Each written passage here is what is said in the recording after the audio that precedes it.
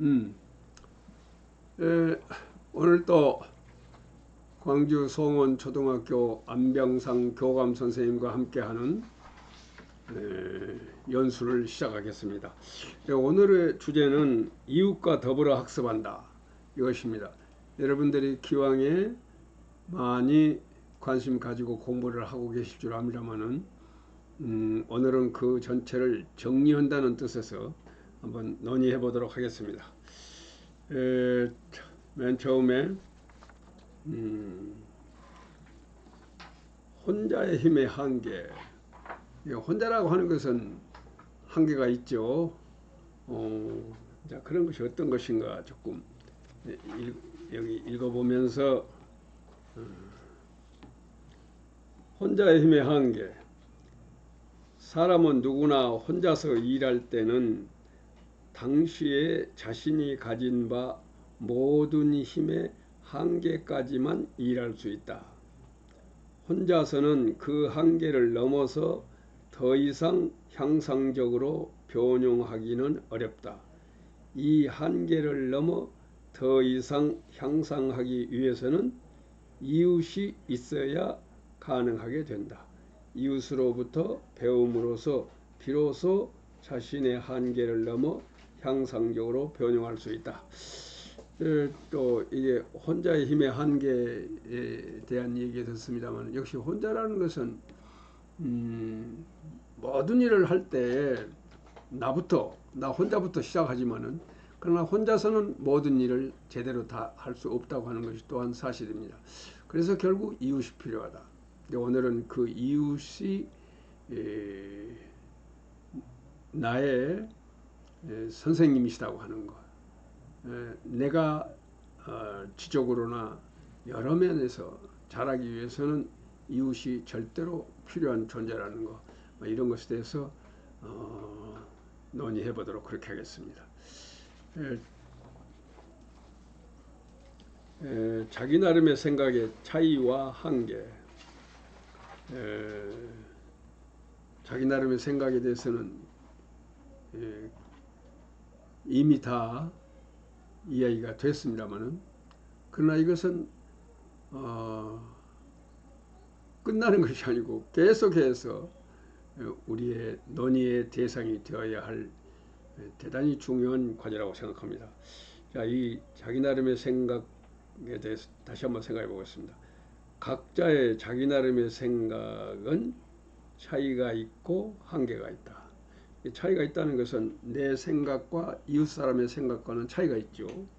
또 동시에 내 생각은 모든 것을 다 해결할 수 있는 것이 아니기 때문에 어디까지나 한계가 있다. 이런 인식을 갖고, 자, 차이를 살려 절차 탁마하고 이웃과 더불어 학습함으로써 한계를 극복한다. 이것에 대해서는 부연 필요가 없다고 생각합니다. 또 그 다음에는 현존 어린이의 학습관의 문제점. 현존이란 말은 현재 우리 앞에 있는 그런 뜻입니다. 현재 우리 앞에 있는 어린이들의 학습관과 문제점. 그들은 어떤 학습관을 가지고 있는가.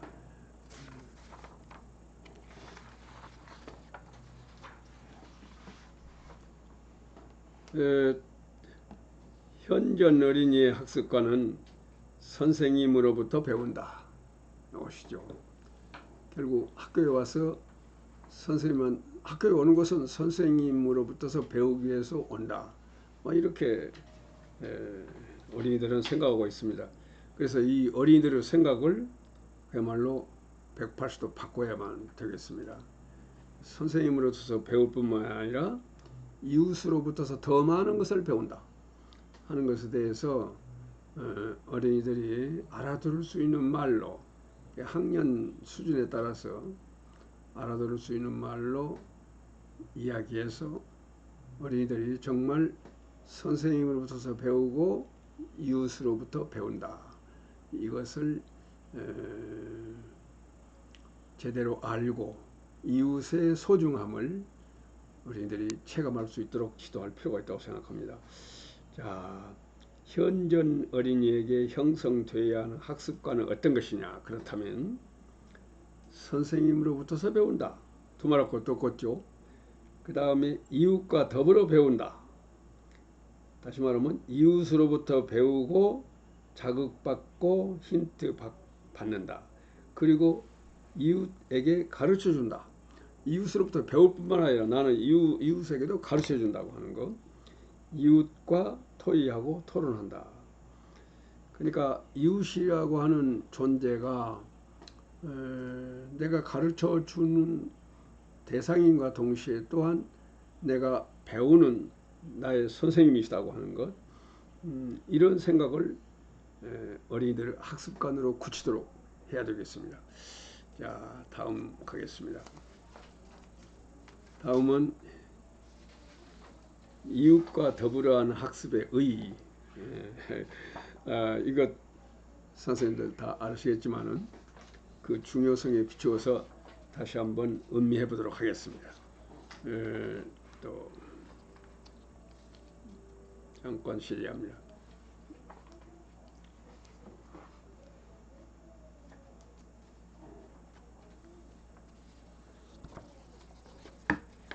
이웃과 더불어하는 학습의 의의. 이걸 모르신 분 계시겠습니까만은 다시 한번 음미해 보도록 하겠습니다.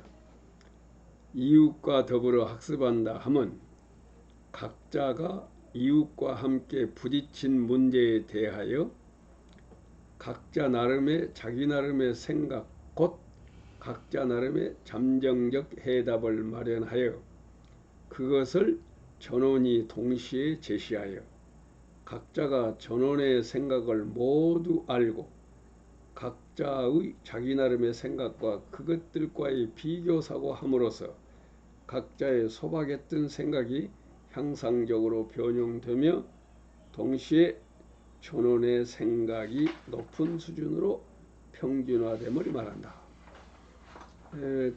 그러니까 이웃과 더불어 학습한다고 하는 의의에 대해서는 뭐 우리야 잘 알지만은 어린이들에게도 충분하게 이해시킬 필요가 있다 이것이.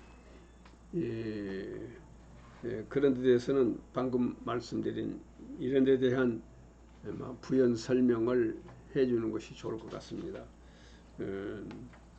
지금까지 우리 수업의 문제점을 지적하라고 하면은 뭐 여러 가지 있겠습니다만은 그 중에서 중요한 것은 이웃과 더불어 학습하는 데 대해서 매우 소홀했다고 나는 생각합니다. 언젠가도 말씀드렸습니다만 저는 전국에서 표집된 1200여 개의 학교마다에서 한 학급씩 수업을 참관해 봤습니다. 그러니까 전국에서 표집된 것이기 때문에 그 1200여 개의 학급에서 내가 관찰한 바는 거의 전국의 공통된 사항이 아니냐, 이런 관점으로 저는 생각하고 있습니다. 어쨌든요, 이웃과 더불어하는 학습에 대해서요, 뭐 조금 너무 과한 말이 될랑가 모르겠습니다만은 거의 안 하고 있다고 해도 과언이 아닐 정도로 선생님들이 이것에 대한 중요한 소위 수업론적 의의를 잘 모르고 계시지 않냐 그런 생각을 합니다. 알고서야 어떻게 저렇게 할 수가 있겠는가.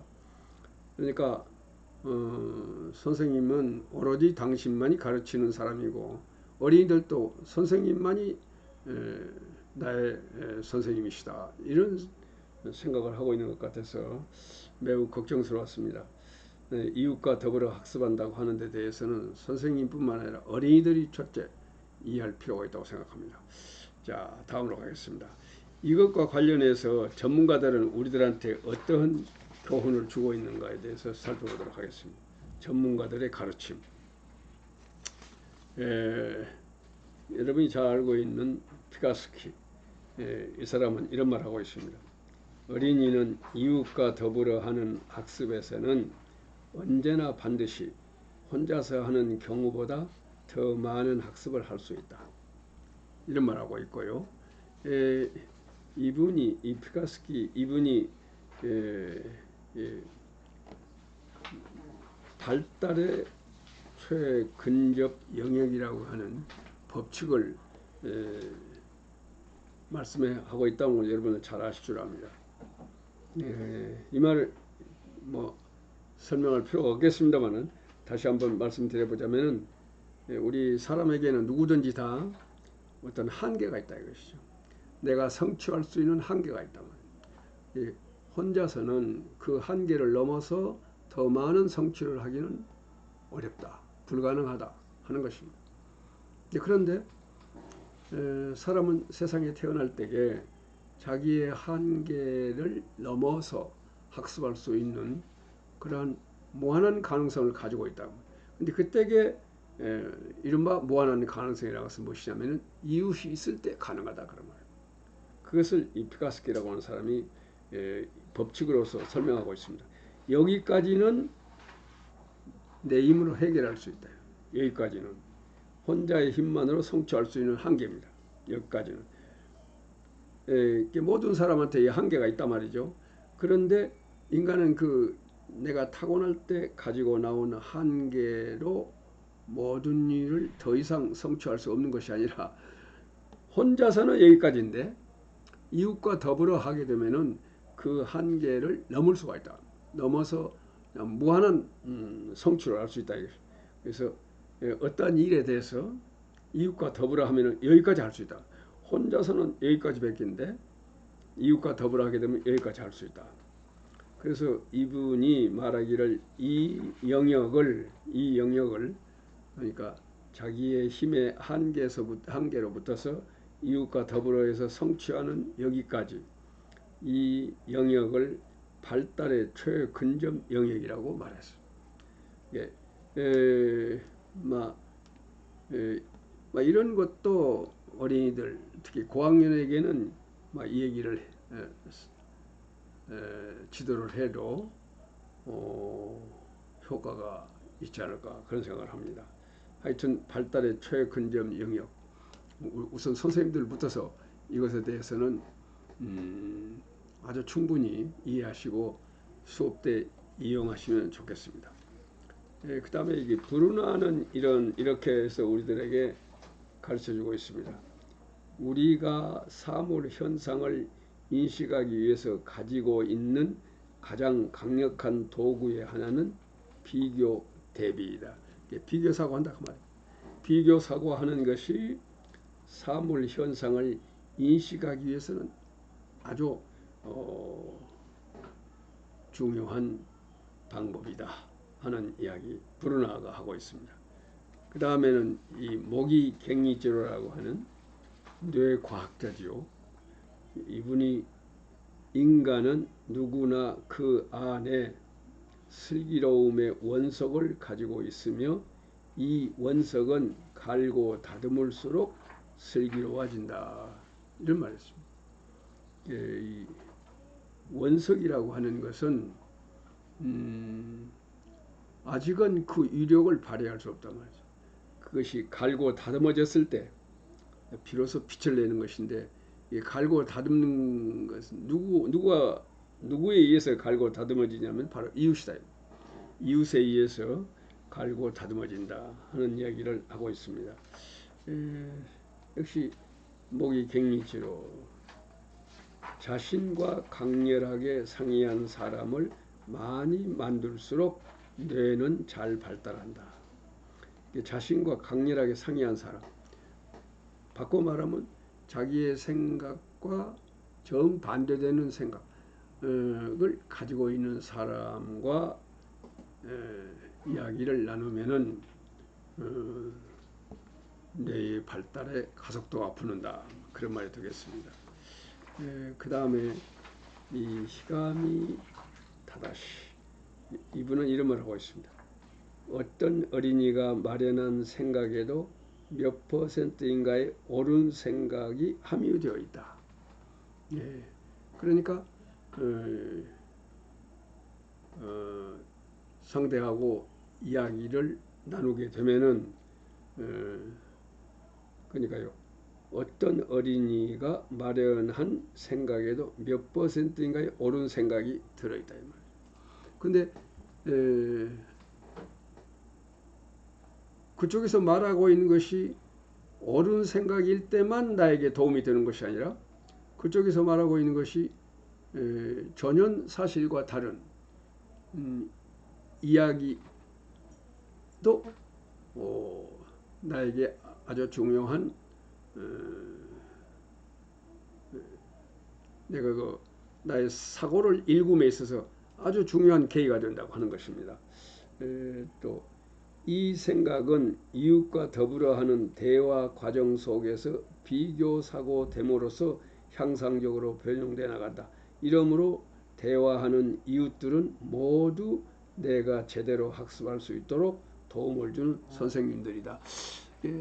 특히 선생님들은 뭐 두말할 것도 없습니다만 어린이들에게 이 이웃이 곧 나의 선생님이라고 하는 것, 이웃이 없으면은 내가 지적으로 잘할 수 없다고 하는 것을 인식시킬 필요가 절실하고, 그것은 실제 체험을 통해서, 수업 속에서 이루어지는 체험을 통해서 어린이들이 이해할 수 있도록, 아 정말 그렇다 하는 것을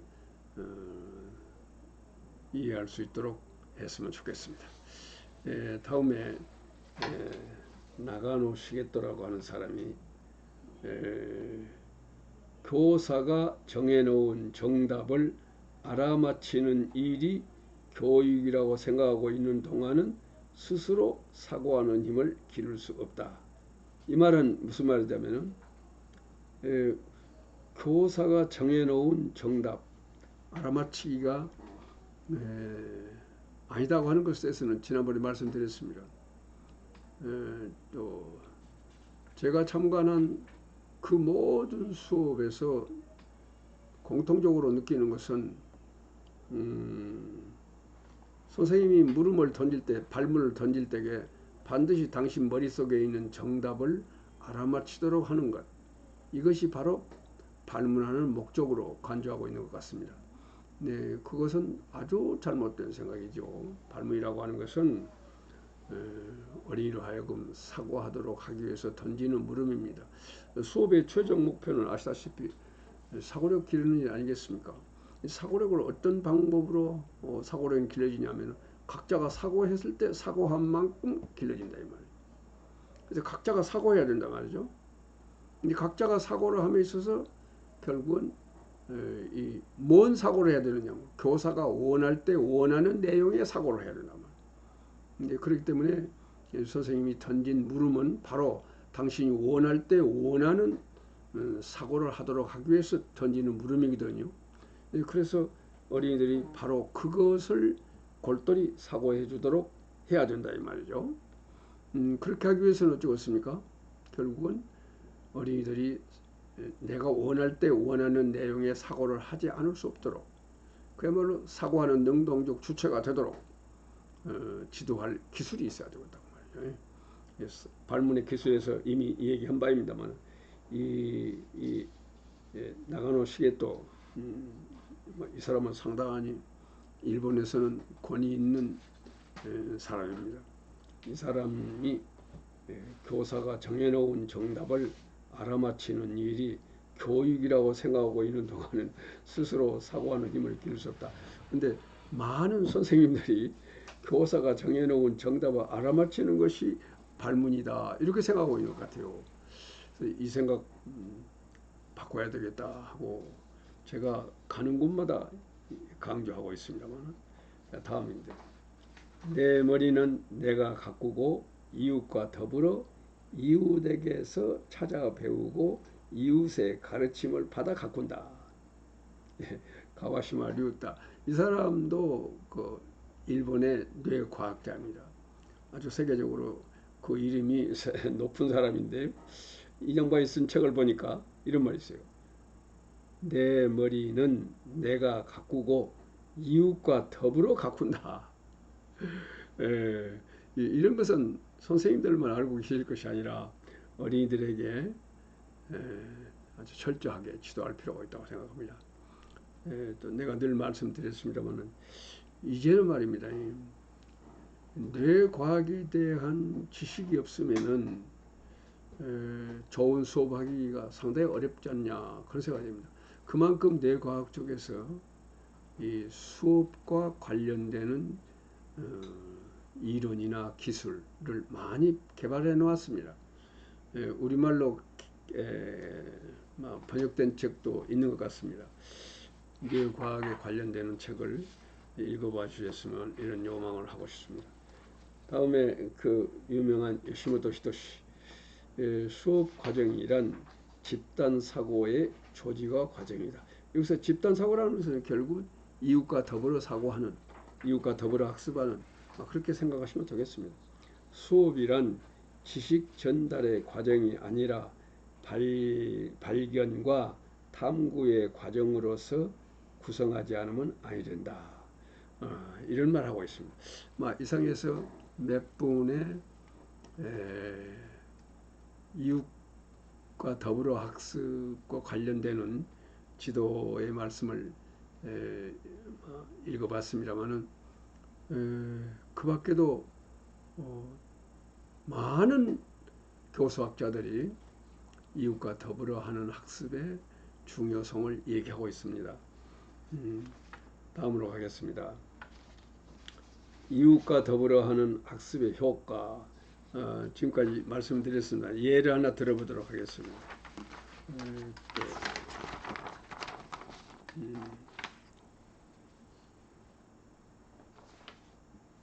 이것은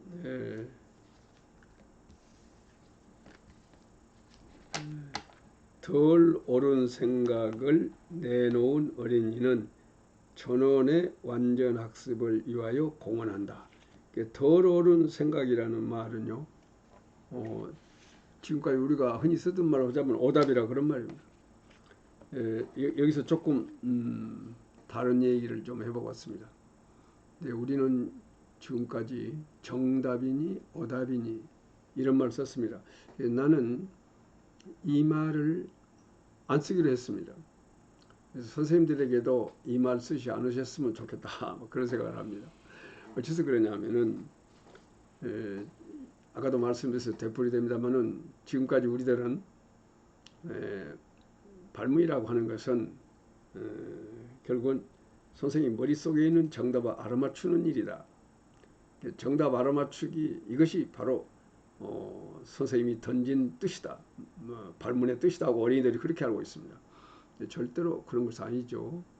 선생님 머릿속에 있는 이 세상에서 오직 하나밖에 없는 그 정답을 알아맞춘다고 하는 거 얼마나 어려운 일입니까?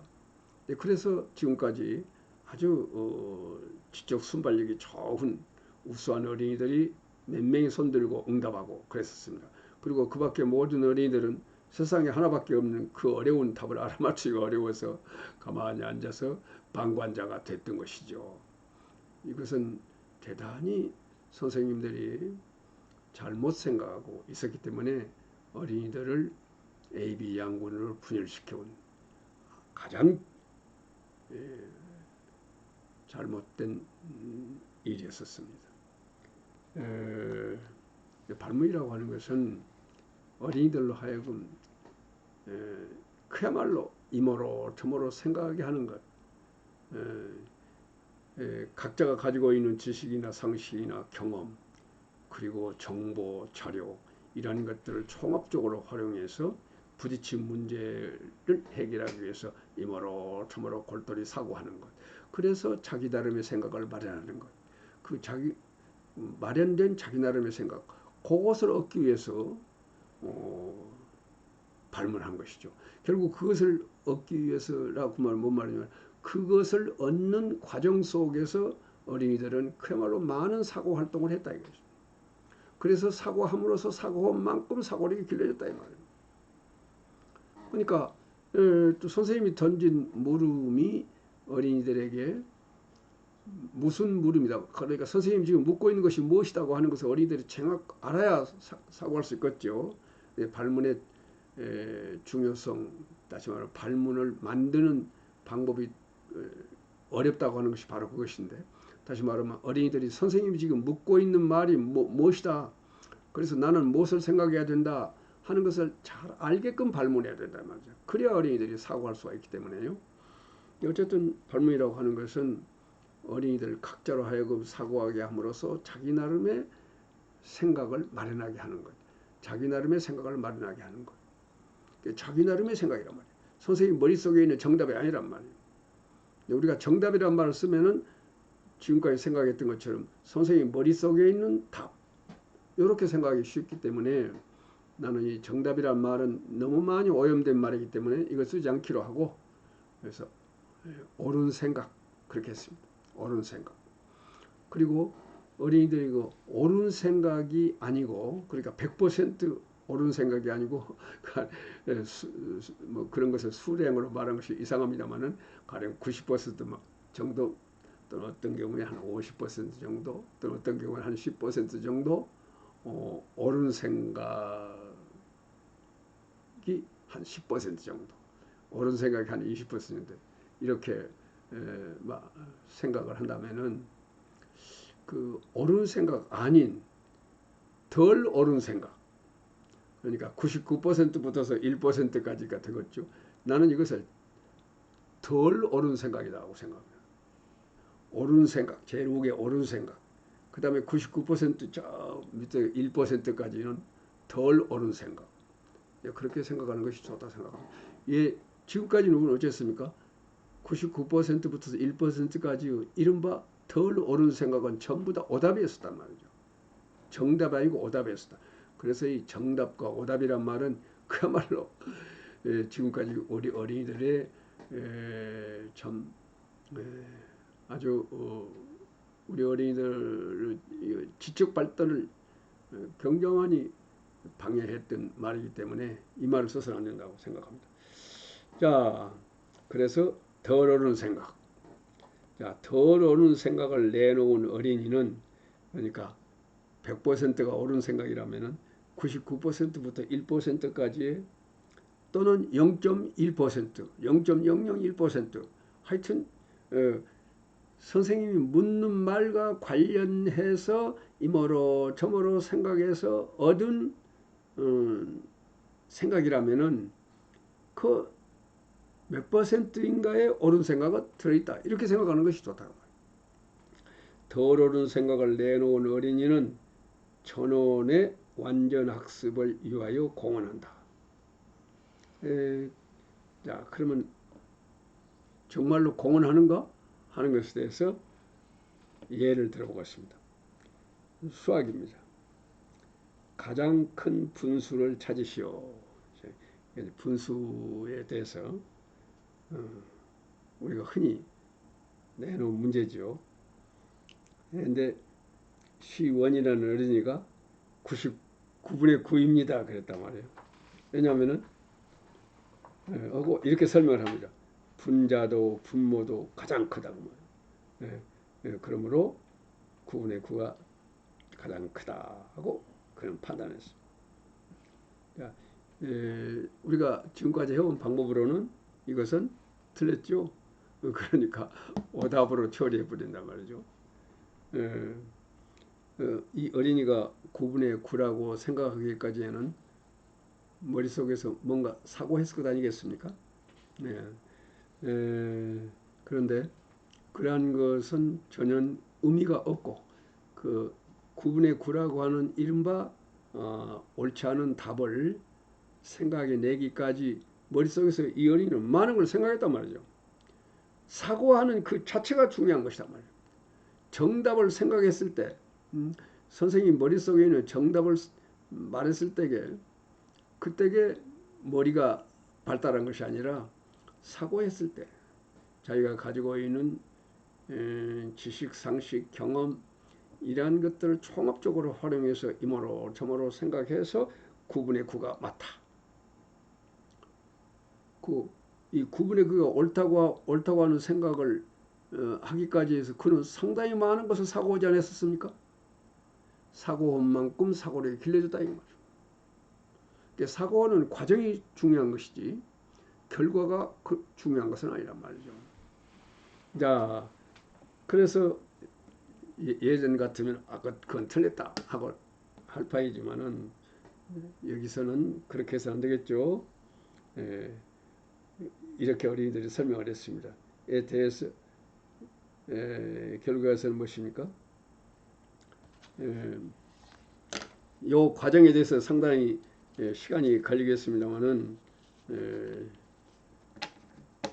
저는 이런 카드를 내 가지고요, 이런 카드를 내 가지고 카드를 가지고 지도할 필요가 있다고 생각합니다. 지금 이런 카드를 마련했습니다만 이렇게 해서 결국은 어린이로 하여금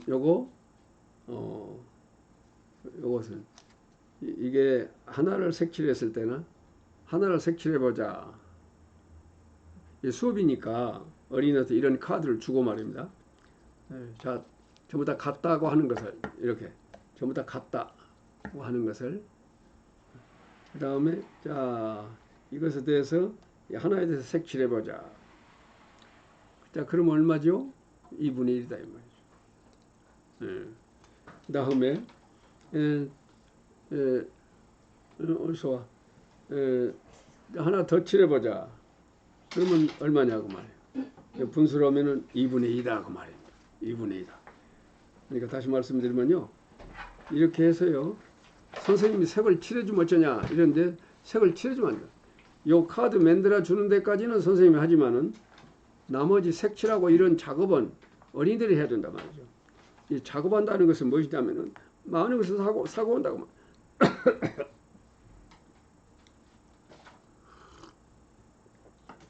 어린이들이 손으로 색칠을 한다. 그것은 단순하게 색칠만 한 것이 아니라 머릿속에서 많은 것을 생각하면서 색칠하고 있단 말이죠. 머릿속에서 사고하는 거, 생각하는 거, 이게 사고하는 것 아니겠습니까? 각자가 그와 같이 사고함으로써 사고로 길러지는 것이니까 하여튼 생각하면서 뭔가 하도록 하는 것이 중요하다. 그래서 이 카드를 주면은 어린이들이 칠할 거예요. 얼마입니까? 2분의 1이다 이 말이에요. 자, 하나 더 칠합시다. 그럼 얼마입니까? 둘로 나눠서 둘이니까 2분의 2다 그럴 거 아니겠어요? 자, 2분의 2다 이것이. 2분의 2. 이런 식으로. 자, 그 다음에는 3등분 했죠. 3등분.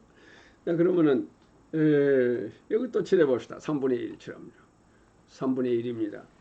하나 더 칠합시다. 얼마입니까? 3분의 2입니다. 하나 더 칠합시다. 얼마입니까? 3분의 3입니다. 3분의 3. 거기까지는 이미 학습한 바에 의해서 모든 어린이들이 다 이해할 수. 혹시 이해가 안 갔던 어린이들도 이것이 3분의 1이고 3분의 2고 3분의 3이라고 하는 거예요. 작업하는 과정 속에서 알 것 아니겠어요?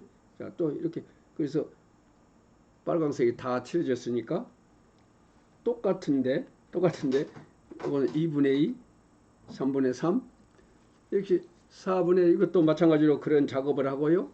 그 다음에 이런 작업을 하고 이런 작업을 하고 이런 작업을 하고 이런 작업을 하고 이런 작업을 하고 누가 제일 큽니까? 하고 물어본다. 어느 분수가 제일 크냐고 말. 이러면 어쩌겠습니까?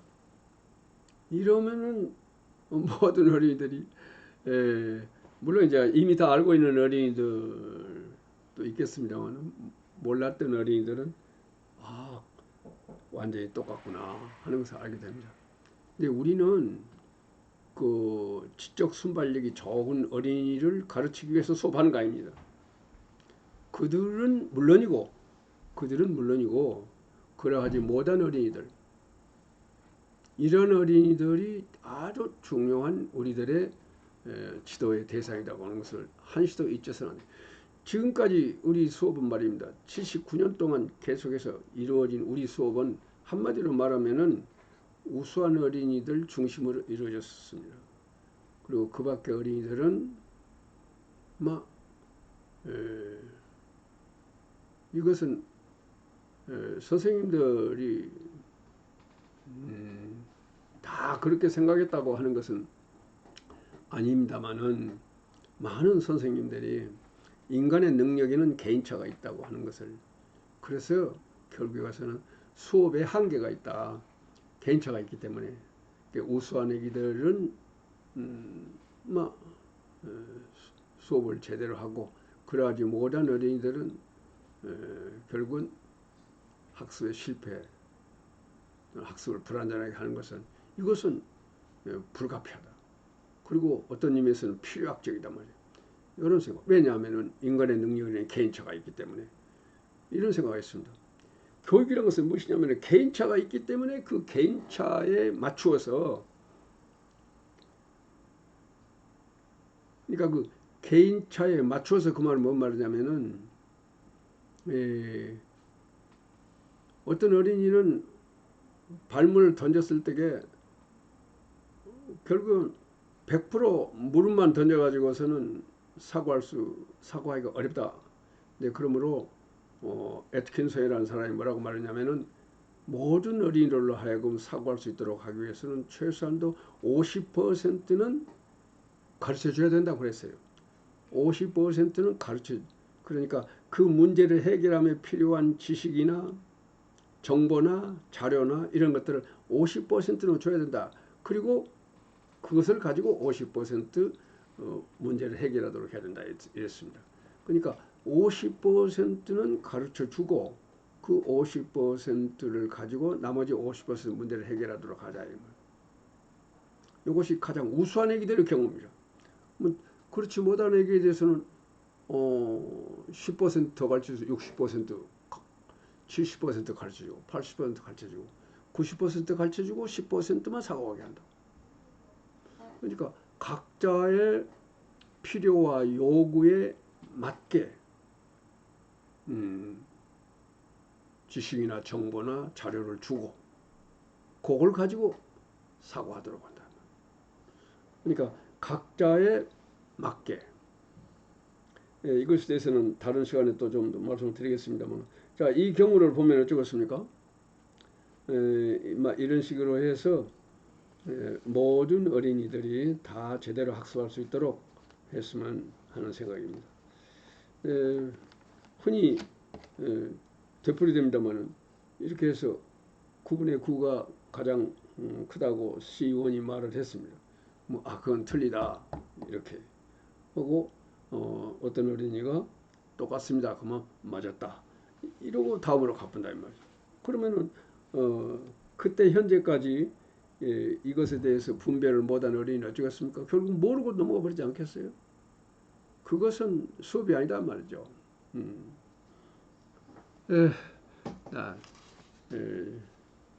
덜 어른 생각을 내놓은 어린이는 전원의 완전 학습을 위해서 공헌했다. 방금 말씀드린 이 카드를 가지고 공부하는 과정을 속에서 어쨌습니까? 이 9분의 9가 가장 큽니다고 하는 그 어린이의 이른바 덜 옳은 생각에 의해서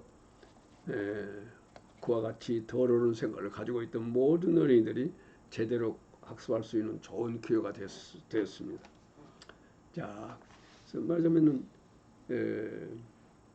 우리가 흔히 덜 옳은 생각이 하나 나왔을 때마다 우리 반 전체 어린이는 진리에 한 걸음씩 다가간다 하는 말을 하는데요. 방금 이 C1이라는 어린이가 덜 옳은 생각을 말하게 됨으로 말미암아서 내가 미리 준비한 이 카드를 가지고 아까와 같은 절차로 공부함에 따라서 모든 어린이들이 다 이해할 수 있게 되었습니다. 결국에서는 무엇이겠습니까? 아까 이 C1이라는 어린이 덕택으로 모든 어린이들이 진리에 한 걸음 다가갔다. 이런 얘기가 되었습니다. 자, 다음입니다. 다음은 집단의 교육력을 그림으로 그려봤습니다. 이것이 장작 하나하나입니다. 지금 타고 있습니다. 이거는 물이 젖어 있기 때문에 타지를 않습니다. 물이 촉촉하게 젖어 있으니 타겠어요? 자, 그래서 각자가 타고 있어요. 제일 화력이 세겠습니다. 화력이 점점 약해지겠죠. 여기서 이 화력을 모두 다 더해봅니다. 더해보고 그 다음에 이것을 이런 식으로 똑같은 이거 6조각의 장작을 넣어서 태웁니다. 여기서 나온 열량하고 이 열량 보탠 것하고 같겠습니까? 자, 그것을 얘기하고자 하는 것입니다. 집단의 교육력, 이것. 결국 이것은 이웃과 더불어 학습을 설명할 때는 어린이를 또 알아먹기 쉬운 매우 좋은 자료가 아닐까 그래서 그래 봤습니다. 절차탕마. 절차탕마라는 말은 무슨 말이냐면은 각자가 자기 나름의 생각을 가지고 있습니다. 그 각자가 가지고 있는 자기 나름의 생각을 모두 다 내놓고 토의하고 토론하는 과정 속에서 보다 더 타당한 생각으로 이렇게 만들어 올라가서 마침내 타당한 생각을 찾아내는 그것을 절차탕마 이렇게 얘기합니다. 다음에는 집단화로 보는 집단의 교육력. 그러니까 결국 이웃과 더불어 하는 학습이 정말 효과가 있냐? 뭐 하는 것에 대해서는 여러 가지 방법으로 입증할 수 있습니다만은 그림, 집단화를 통해서도 입증할 수 있다고 생각합니다. 또 이 그림을, 이 사진을 좀 봐주십시오. 이 사람 누굽니까? 선생님, 이 사람 누구예요? 강경 선생님 아니세요?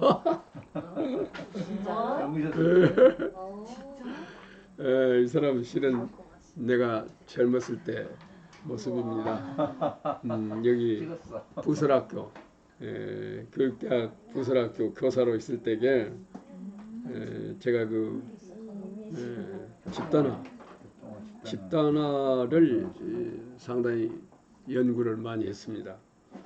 다시 말하면 어린이들이 각자가 개인으로 그린 그림과 그 다음에 여러 사람이 협력해서 그린 그림, 집단화를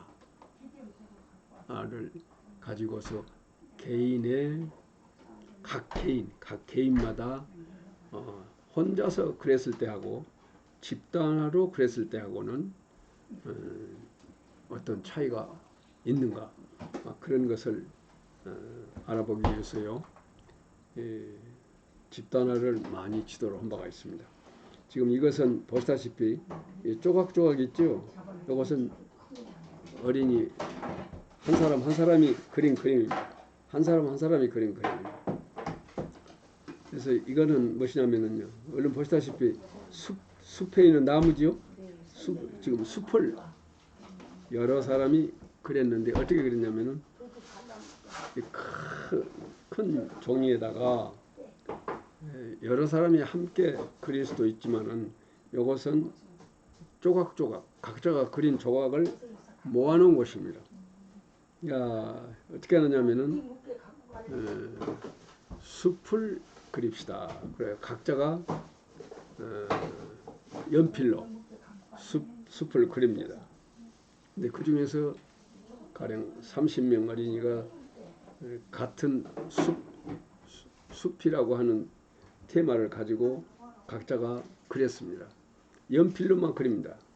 그 중에서 가장 그 내용이 풍부한 작품 하나를 선정을 합니다. 물론 그것은 교사와 어린이들이 함께 선정을 해가지고 그 한 장의 그림을 확대합니다. 그러니까 그 한 장의 그림을 연필로 그려놓은 한 장의 그림을 어린이 수만큼 분할을 합니다. 그러면 각자가 그래서 각자가 그 분할된 일부분을 맡아서요 확대해서 그립니다. 그것까지 이해가 가십니까? 네. 그러니까 각자가 연필로 숲을 그립니다. 자기 나름대로 숲을 그려. 그래서 그 중에서 내용이 풍부하게 잘 된 작품 하나를 선정을 합니다. 그래서 우리 반 어린이 수만큼 분할을 합니다. 그래서 각자에게 한 장씩 줍니다. 그 조각을 20조각으로 20명 같으면은 20조각으로 나누면 쓰겠죠. 나누어서 각자가 한 조각씩 갖고 그것을 이제 큰 도화지에다가 똑같은 도화지를 다 나눠줍니다. 그것을 그대로 확대해서 그립니다. 연필로 그립니다. 연필로 그리면서 확대해 줄 때에 아무렇게나 주는 것이 아니라 저 옥에서 붙어서 1번, 2번, 3번, 3번 번호를 싹 붙여가지고요. 어린이들 앉아있는 차례대로 1번, 2번, 3번 그런 순서대로 줍니다. 그러니까 전체가 그림 앉아있는 어린이들 다 못해놓으면 본디 그림이 되지 않겠습니까? 그래가지고 확대해서 그립니다. 그래서 색칠까지 다 합니다. 이제 그러니까 색칠을 할 때도 또는 소멸을 할 때도 이웃과 늘 비교해가면서 뭐 그렇다고 해서 뭐 이웃하고 똑같이 뭐 어떻게 하는 것이 아니라 대강 비슷하게 그렇게 합니다. 색칠할 때도 그렇게 색칠합니다. 그래서 이제 이번에 아까 그 순서대로 딱 이어 붙입니다. 이게 그 사진에 나와 있는 것이 바로 그렇게 된 것이에요. 이게 보니까 마다 맞지 않잖아요. 각자가 다 그린 것이라서. 그러나 대개는 맞아 있습니다. 근데 여기서 내가 무슨 말 하고 싶으냐 그러면은 가령 그 중에 어느 한 장을 어떤 어린이가 그렸습니다. 어떤 어린이가 그렸는데 혼자 그린 그림하고 이 집단화 속에서 그린 그림하고 같은 사람이 그랬으니까 같아야 되지 않겠어요? 근데 그게 같지 않다고 말이죠. 이게 집단화의 한 조각, 집단화의 한 조각으로 그린 것이 훨씬 더 좋은 작품이 나옵니다. 또 저는 이것을 많이 실험을 해봤는데요. 개인으로 그때 교육대학에 계시는 미술과 교수님과 저하고는 늘 왕래하면서 이것에 대해서 연구를 했습니다. 근데 그 교수님 모시다가 개인으로 그린 그림, 철수가 그린 그림 이것입니다. 그러고 또 개인으로 그린 그림을 많이 널어놓고 이 중에서 철수가 그림 어떤 것입니까? 그러면은 철수 그림을 딱 보고 말입니다. 철수가 개인으로 그린 각자가 그림 철수 그림 찾으라고 하면 금방 찾아버립니다. 왜냐면 이 그림 보면요 금방 알 수 있어요. 금방 찾아버립니다. 거의 100%로 찾아내버립니다. 물론 이제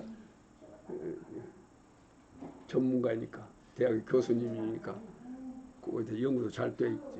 금방 찾아버려요. 다시 말하면 이 개성이 그림에 그대로 나와 있단 말이죠. 그렇기 때문에 금방 찾을 수 있어요. 개성은 다 차이가 있으니까.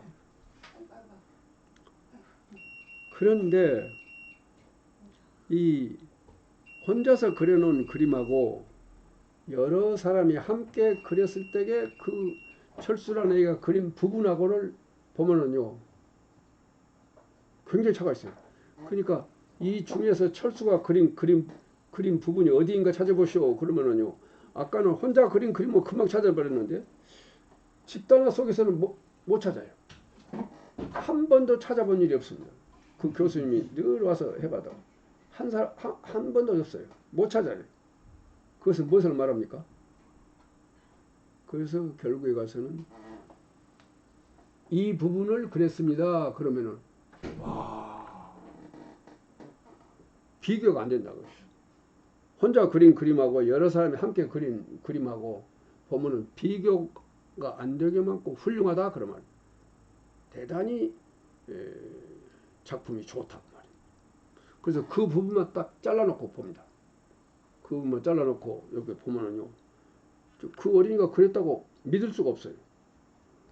그만큼 말하자면 옆에 그 주변에 있는 친구들의 영향을 받습니다. 서로 보면서 이렇게 그렇기 때문에 나는 이게 집단화를 통해서 결국은 개인의 능력을 향상시킴에 있어서 그것이 얼마만큼 교육적 효과가 있는가에 대해서 많은 실험을 해봤습니다. 틀림없이 그렇게 됩니다. 예. 자, 그 다음으로 가겠습니다. 그 다음에 아까 얘기한 덜 옳은 생각의 의. 덜 옳은 생각이라는 것은 이것이 옳은 생각입니다. 이게 옳은 생각, 아주 시커멓게 되어 있습니다. 그 다음에 그 덜 옳은 생각, 옳은 생각이 아닌 생각이 덜 옳은 생각인데, 덜 옳은 생각 99% 붙어서 쭉은이 밑에까지 1%까지 쭉은이 이렇게 명암으로 나타내 봤습니다. 그러니까 올라갈수록 옳은 정도가 높은, 내려갈수록 옳은 정도가 낮은 그런, 그러나 이것은 어디까지나 묻는 말에 대해서 자기가 가진 모든 것을 종합적으로 활용해서 생각한 것이기 때문에 그 생각하는 과정 속에서 생각한 만큼 사고력은 길러져 있단 말이죠. 자, 그래서 이것을 덜 옳은 생각이다. 옛날 같으면 전부 이것은 오답이다 그랬단 말이죠. 덜 옳은. 그 다음에 이제 정답을 이른바 옳은 생각 이렇게 나타내 봤어요. 자, 그런데 이것을 이제 이쪽을 보면은 또 덜 옳은 생각의 5단계 그래가지고 어린이들이 이렇게 하고 있으면요, 선생님 그러면 내 생각은 요 덜 옳은 생각 중에서 어디쯤 있죠? 하고 관심 갖게 됩니다. 그게 대단히 향상하는 가능성이 있는 말입니다. 선생님 내 생각 어디에 있어요? 덜 옳은 생각 중 어디에 있어요? 여기 있다. 여기 있다. 그러다가 내가 뭔 생각을 했냐면은 이거는 이렇게 칭칭대로 그렇게 해서 5단계의 칭칭대로 나타내 가지고 지금 너는 칭칭대 중에 어디다 말해주면 좋겠구나 이런 생각을 했어요. 그래서 이것을 만들었어요. 덜 옳은 생각의 5단계. 그래서 제일 위에 옳은 생각이 있고 덜 옳은 생각 5단계가 있습니다. 그래서 이것을 덜 옳은 생각 A, 덜 옳은 생각 B 이런 식으로 칭칭대 그 높이를 덜 옳은 생각의 옳은 정도를 계단으로 나타내 봤습니다. 그래서 이것은 옳은 생각으로 올라가는 도상에 있는 생각이기 때문에 그냥 도상생각 A, 도상생각 B 이렇게도 말하고, 또는 또 좀 더 베이스 캠프라는 이름을 붙여서 에베레스트에 오른 사람들이 베이스 캠프 1, 2, 베이스 캠프 2, 베이스 캠프 3 이렇게 해서 베이스 캠프를 하나씩 둘씩 이렇게 거쳐 올라가죠. 네, 그래서 베이스 캠프, 옳은 생각으로 오르기 위한 베이스 캠프 A, 베이스 캠프 B 뭐 이런 식으로도 불러보는 것도 어쩌냐 이런 생각으로. 그러니까 어린이들이 그거 꼭 말하고 알고자 해요. 선생님 방금 내가 한 말은 베이스 캠프 몇 달입니까? 이것을 배운 애기들은요 그것을 묻습니다. 옛날 같으면 요것들이 전부 다 버려졌기 때문에 그야말로 실망뿐이었었는데 여기서는 희망을 갖습니다. 내가 지금 어디 있습니까? 그리고 선생님 말대로라면은 내가 비록 여기 있더라도 이웃과 더불어 공부하는 과정 속에서 올라갈 수 있다 이거예요. 이게 어린이들한테 말이죠. 결국은 나는 비록 베이스 캠프 A에 있지만은 옳은 생각까지 오를 수 있다 이거예요. 이런 희망을 어린이들이 갖게 됩니다. 다시 말하면 이웃과 더불어서 학습을 하게 되면은, 다시 말하면 내가 가지고 있는 비록 베이스 캠프 A에 해당되는 가장 낮은 수준의 생각이라 할지라도 이것을 내가 가지고 있기 때문에 이것을 가지고 자꾸 비교 사고를 한단 말이죠. 비교 사고를 해서 B로 올라가고, 또 다른 친구들하고 다른 친구의 생각과 비교 사고를 해서 C로 올라가고, 또 이번에는 철수의 생각하고 비교해서 올라가고 해서 마침내 옳은 생각까지 올라간다. 그러니까 어린이들은 내가 덜 옳은 생각 어디에 있는가 그것을 아는 것이 중요해요. 왜냐하면 여기를 향해서 올라가기 때문에. 그러니까 어린이들한테 절망이라는 것이 없단 말이에요. 예전 같으면은요, 오답이 있을 시대에는 어린이들은 절망했습니다. 그리고 나 그 절망하기 싫으니까 아예 생각을 안 해본다 이 말이에요. 생각했다가 오답이다 그랬으면 절망이 되니까 실망을 하지 않기 위해서 아예 생각 안 해본다 이 말이죠. 야, 또 내가 그 양궁에서 아이디어를 얻어가지고 이것이 이른바 옳은 생각, 이거는 덜 옳은 생각, 덜 옳은 생각. 양궁에 점수가 있는 건 뭐냐면 덜 옳은 생각에도 다 의미를 부여한단 말이죠. 점수를 준단 말이죠. 자, 그래서 나는 이 덜 옳은 생각이 우리 어린이들에게 아주 그 어떤 지적인 용기를 내게 함에 있어서 굉장히 효과가 있는 것을 내 실험 수업을 통해서 나는 확인을 했습니다. 선생님도 꼭 이 말 좀 써보십시오 한번. 자, 이렇게 하고요. 그다음에 덜 옳은 생각의 의의에 대해서 조금 정리해 보겠습니다. 수업의 과정에서 덜 옳은 생각 하나가 나올 때마다 각자는 그것과 각자의 자기 나름의 생각 곧 자기 나름의 잠정적인 해답과 비교 사고함으로써 전원이 진리에 한 걸음씩 다가간다. 어린이들에게 우리 모두가 진리에 한 걸음씩 다가간다고 하는 거예요. 근데 내가 진리에 한 걸음 다가가게 함에 있어서 철수의 덕택이 있었단 말이에요. 철수는 내가 어저께까지 굉장히 놀래먹고 막 때리고 그랬는데 생각해 보니 철수 덕택으로 내가 많은 생각을 했고 그만큼 나는 나의 뇌가 발달했다 이 말이죠. 내가 슬기로워졌단 말이에요. 철수 덕택이다. 그래서 결국은 자기를 반성하는 것이죠. 나의 스승인데 나로 하여금 사고하지 않을 수 없도록 보다 더 효과적으로 사고해서 사고력을 보다 더 발달시킬 수 있도록 해주는 아주 좋은 선생님이신데 참 어저께까지 너무 미안하게 됐다. 이런 생각을 갖게 되지 않을까. 그래서요. 하가미 선생이 이런 말했어요. 어떤 어린이가 마련한 생각에도 몇 %인가의 옳은 생각은 함유되어 있다.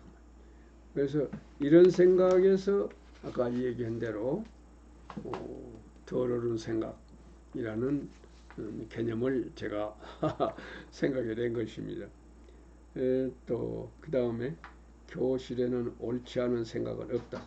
오직 차이 있는 생각이 있을 뿐이다. 유태웅이라고 하는 고려대 교수가 쓴 글을 보니까 이런 말이 있어요. 아주 훌륭한 교수님이시더라고. 교실에는 옳지 않은 생각은 없다. 오직 차이 있는 생각이 있을 뿐이다. 차이는 발전의 소중한 동력이다.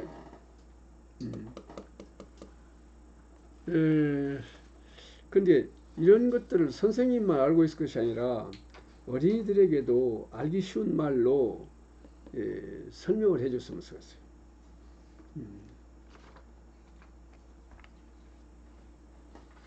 그러니까 이런 설명을 해줌으로 해서 어린이들은 학자들이 그런 말 않더라도 어린이들도 나도 태어날 때부터서 지금까지처럼 이렇게 공부 못하는 어린이가 아니구나. 얼마든지 잘할 수 있는 소질이 있구나. 이런 것을 말이죠. 이 뇌과학자들의 말을 통해서 스스로 인식하도록 이렇게 만들 필요가 절실하다. 여태까지 글 안 했어요. 또 다음.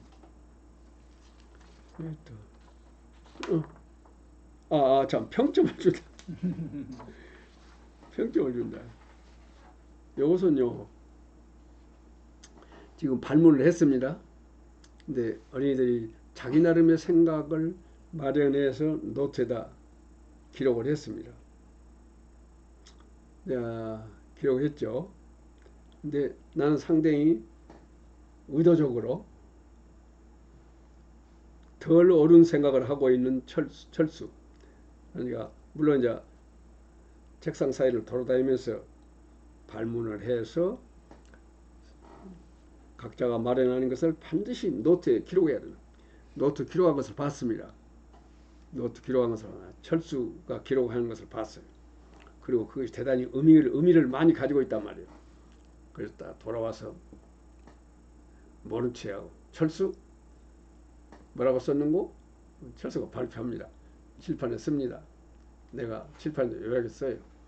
자, 철수와 같은 생각, 철수와 같거나 비슷한 생각한 사람, 비슷한 사람. 비슷하다는 것은 90%도 비슷하고 80%도 비슷하고 10%도 비슷하다. 얘기해야 돼요. 그 10%도 비슷하고 9%도 비슷하고 비슷하다 이거요. 비슷한 정도가 차이가 있을 뿐이고 비슷하다 이 말이에요. 어디 그런 사람 손 들어봐. 그럼 어쩌겠어요? 거의 다 손들 거 아니에요? 철수와 같은 생각. 이것은 80점이다. 가령 그때 80 점수를 평점을 매겨줘. 그러면 말하자면은 자신이 없는 어린이는 이거 뭐라 했어요? 한 10점짜리나 되겠다고 생각을 해. 이거 뜻밖의 80점이라고 이렇게 적었습니다. 80점. 와, 내가 제법이다 말이요. 자, 그래서 자, 그러면 이 철수와 같은 생각을 하는 친구들은 다 이렇게 바꿔 쓰자. 철수 생각으로 바꿔 쓰자 말이에요. 좀 더 좋은 생각이 있으면 그 생각으로 바꿔 쓰자. 바꿔 쓰기 안 돼. 뭐 때문에 그렇게 했습니까? 전부를 다 80점짜리로 끌어올리기 위해서 한 것입니다. 방금 그것은 말이죠. 평점을 줘가지고 철수 예를 든 것 같이 그렇게 한 것은 뭐 20점짜리, 30점짜리 막 있을 것 아니에요? 그런 어린이들도 결국은 같거나 비슷하다고 이거 비슷하다고 말해요. 비슷하다. 철수하고 비슷한 생각이다. 막 이렇게 인정을 해줘가지고 전부를 80점 수준까지 올리는 것입니다. 그러니까 아까 말하자면 자기 나름의 생각이 철수의 생각과 많이 다르지만은 선생님 말에 의하면 비슷하다고 그랬단 말이에요. 그러니까 결국은 내가 80점짜리구나. 내가 80점짜리 생각을 했구나 하고 자기를 여태까지는 자기를 늘 마이너스 평가를 했는데 자기를 플러스 평가하는 것입니다. 그래서 내가 지금부터서 81점 맞고 82점 또 90점 가지고 점점 더 올라가자. 그럼 모든 애기들이 내가 80점에서부터 출발한다 그 말입니다. 그러니까 결국 이 어린이로 하여금 어떤 생각을 갖게 하느냐가 매우 중요하다고 생각합니다. 지금 내가 한 생각은 80점짜리다 하고 선생님이 인정해 줬다고. 나는 80점 수준의 사고로 할 수 있는 사람이다 말이죠. 그래서 거기서부터 출발하는 거야. 거기서 새로 막 그런 뜻에서 평점을 준다. 그렇게 생각한 것입니다. 또 다음은 경청. 이 경청이라는 것은 귀 기울여서 잘 듣는다는 얘기입니다. 경청하지 않으면은 수업이 이루어지지 않습니다. 이웃과 더불어서 하는 학습이 이루어지지 않습니다. 근데 모든 어린이로 하여금 경청하게 하려면 어떻게 할 것이냐 하는 것입니다. 근데 아까와 같이 80점짜리다. 이와 유사한 방법으로 수업을 진행해 나가면은요 어린이들이 귀 기울여 듣는다 그 말이에요. 그리고 또 한 가지는 자기 나름의 생각이 있으면은요 남들은 어찌 생각하는가 궁금해져요. 그래서 남들이 발표를 듣고 싶어하고 남들의 기록을 보고 싶어한다고 말이에요. 자기 나름의 생각을 가지고 있으면 다른 사람은 어떻게 생각하고 있는고 하고 이웃들의 생각이 궁금해진단 말이에요. 알고 싶어진다는 말이에요. 자, 그런 인간에게는 그런 본성이 있습니다. 수업원이 어린이 각자가 가지고 있는 본성을 이용해서 해야 됩니다. 자, 경청에 대해서 조금 더 부연 설명해 보겠습니다. 수업은 말하기, 듣기, 보기로서 성립된다. 경청하는 일, 눈으로 듣는 일이다. 경청하는 일은 눈으로 듣는, 귀로 듣는 일뿐만 아니라 눈으로도 듣는다. 이렇게 봐야 된다고 말이에요. 경청은 자기 나름의 생각이 성립되는 것이, 그 다음에 이웃과 더불어 하기가 성립된다. 경청하고 있으면 학급 성립, 학급 성립은 전원이 참가하고 전원이 경청한다. 이 말. 그렇게 해서 학력 형성의 기본 조건이다. 경청이라고 하는 것은 방법, 눈으로 듣는다. 어린이들한테 눈으로 들읍시다 하고 얘기하면 어쩌겠습니까? 주목해라, 봐라 하는 것과 좀 다르죠. 눈으로 들읍시다 하면 어쩌겠습니까? 상당히 재밌는 말이면서도 싹 전달이 또 매일 경청하는 시간을 설정한다. 요거는 이제 안 될 때, 훈련할 때에 하는 이야기고요. 오른쪽에 있습니다만은 경청이라고 하는 것은 학력 형성의 기본 조건이다. 또 지금까지 수업 참관을 해보면요, 선생님이 아무개 발표해라 지명하죠. 그러면 선생님이 그 어린이가 일어서서 발표하는 그 얘기만 보고 있습니다. 그 발표하는 얘기만 보고 있습니다. 둘이만 시선이 맞아갖고 있어요. 둘이만. 그렇기 때문에 다른 어린이들은 보질 않습니다. 듣질 않습니다. 왜 듣지 않냐? 지금 저 철수가 발표하는 것은 자기 생각이 선생님 머릿속에 있는 정답하고 일치되는가 여부를 평가받기 위해서 발표하고 있다고 말이에요. 철수 쥐가 평가받기 위해서 하고 있는 일에 나하고 뭔 상관이 있냐고 말이에요. 상관없어. 그러니까 나는 딴 일 하고 있다고 말이에요. 안 들어. 그런데 발표한다고 하는 것은 내 생각을 물론 발표하지만은 그 발표한 사람의 생각이지만은 그 생각과 내 생각이 비교가 되었을 때 나는 뇌가 일을 하게 된다 이런 말이에요. 나의 뇌로 하여금 일을 하게 만들어야 되겠는데 가만히 있어갖고는 일 안 한다고 말이에요. 일할 아까와 같이 발표하는 어린이가 무슨 내용의 발표를 하느냐 하는 것을 듣기 위해서 그 어린이를 본다고 하는 거. 이것은 바로 보고 듣고 있는 동안에 뇌가 일을 한다고 하는 말이에요. 이것이 뇌과학자들이 하는 말입니다. 그러므로 어린이가 항상 발표하는 사람을 잘 보면서 이른바 경청을 해야 된다. 이것은 경청은 남을 위해서 한 것이 아니라 나의 뇌를 내가 발달시키기 위해서 하는 것이다 하는 것을 어린이들이 알도록 늘 지도를 해야 된다고 생각합니다. 또 이 경청과 관련해서요, 이것은 선생님들이 읽어봐 주시고 하나의 실험 결과를 알아보도록 하겠습니다. 카운셀링 전문 코스에서 이런 걸 해봤어요. 실험입니다. 어떤 어린이로 하여금 발표를 시킵니다. 말하는 역할입니다. 그 다음에 말하는 그 어린이에게는 비밀로 합니다. 이게 지금부터 발표할 어린이, 지금 철수야, 네가 말이야 이런 것에서 발표 잘하니까 네가 발표해라. 그래놓고 그 얘기는 잠깐 밖에 나가 있게 한다든지 미리 다른 기회를 잡아서 철수를 제외한 다른 어린이들한테 약속을 한단 말이에요. 뭐라고 해서 보면은 처음 2분 동안은 철수가 말하기 시작하면은 처음 2분 동안은 말하고 있는 동안 무표정하게 2분 동안 무표정하게 들으라고 하시오. 무표정하게 들으라. 그 다음에 다음 2분 동안은 말하는 역으로부터 외면해라. 말하고 있는 사람을 안 보고 딴짓을 해라 그러시오. 딴짓을 해라. 2분 동안은 그렇게 해라. 근데 그동안에 철수는 막 말을 하는데 자, 그 뒤에 2분간은 이야기 내용이나 말하는 이유, 기분과는 정반대되는 표정을 지어라. 그걸 약속을 다 했어요. 예, 그래 놓고 그 다음에 그 뒤에는 말하는 이해 그때 이제 세 번은 그렇게 한 다음에 네 번째에 가서는 잘 듣는 채라 이것이야. 잘 듣는 채라. 이렇게 말하자면은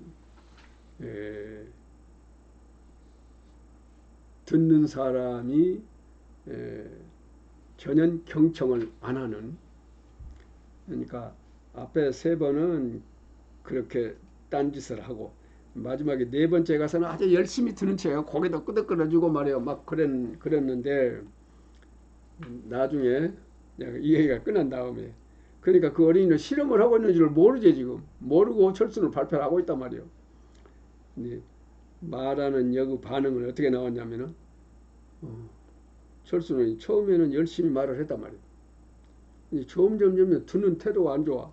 그러니까 점점 말하기 어렵다는 표정을 하게 됐다. 그 다음에 초조하고 화난 표정을 지어.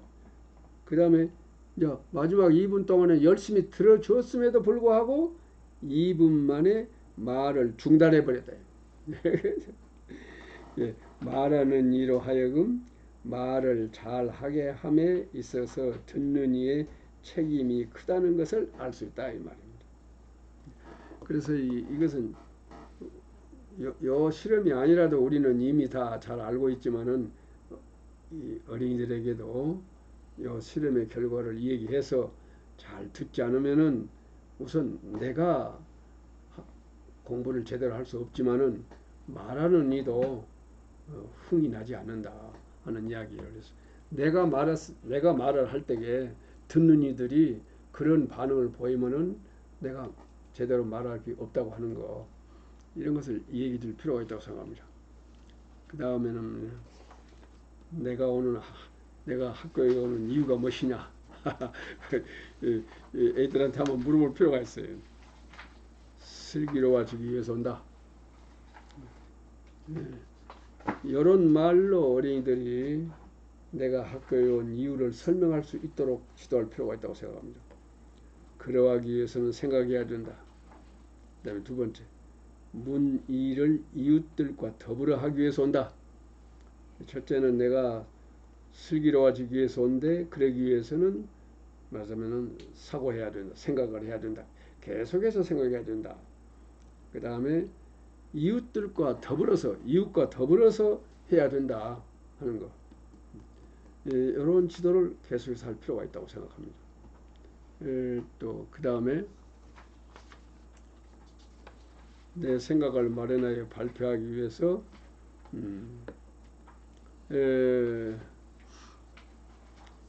우리는 보통 발표를 음성 발표라고만 생각합니다. 일어서서 음성으로 발표하는 거죠. 그렇기 때문에 밑에 있는 기록 발표, 표정 발표, 제스처 발표의 기회를 놓치고 있다 말이에요. 발표는 그것뿐만 아니라 기록 발표. 그러니까 내가 발문을 던졌을 때 그 발문에 대해서 어린이들이 응답을 어떻게 하느냐면 말로 할 뿐만 아니라 반드시 기록하게 한다. 기록 발표입니다. 표정 발표. 아까 같이 표정이 중요성을 말했었죠. 제스처. 표정만 아니라 몸으로 가지고도 발표한다. 그런 발표는 네 가지가 있다 하는 얘기. 애기들한테도 이것을 지도할 필요가 있다고 말해요. 그 다음에 내가 향상적으로 변형되는 가장 좋은 방법의 하나가 무엇이냐.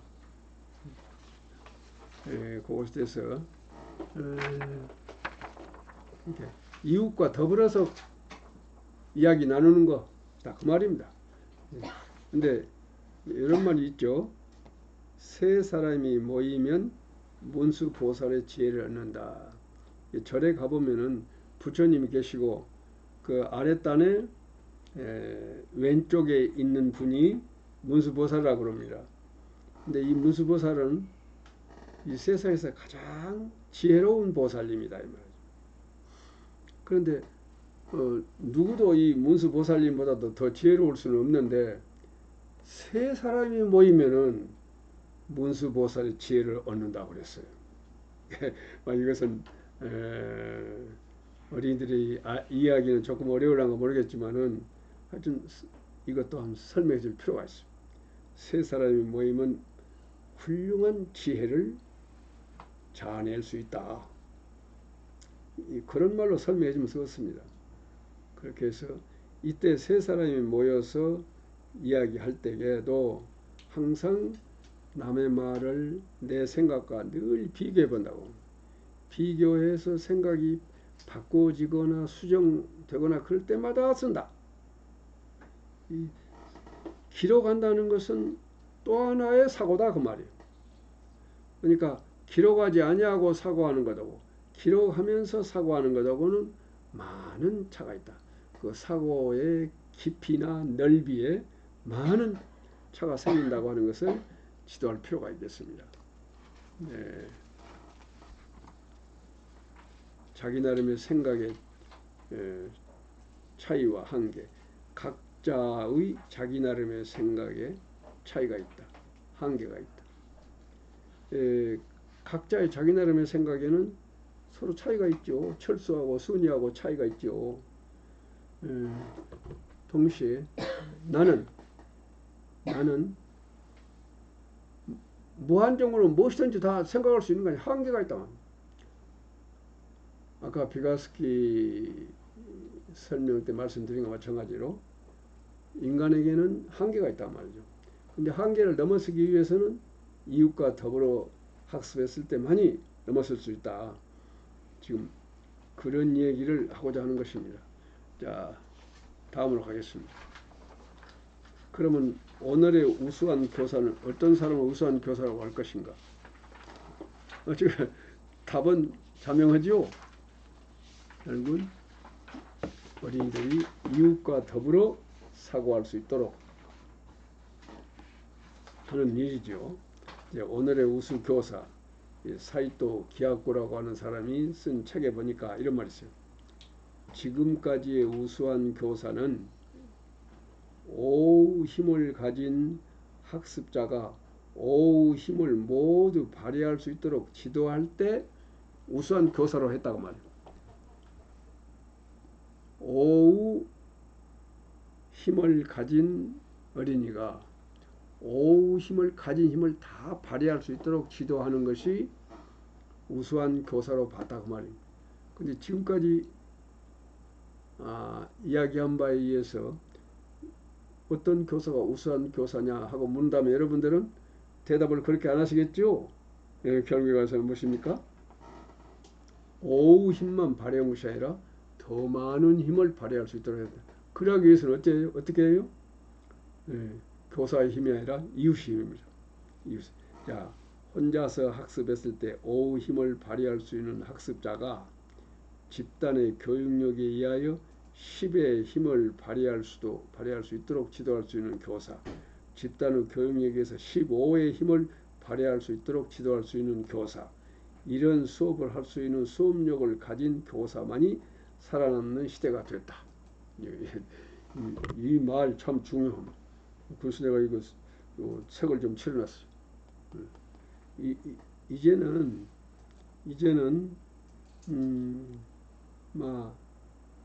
이웃과 더불어 학습함으로써 자기가 가지고 있는 능력 이상으로 한계를 넘어서 사고력을 발달시킬 수 있는 그러한 수업을 하지 않고서는 교단에 서기가 어려운 때가 돌아오고 있다 그런 말입니다.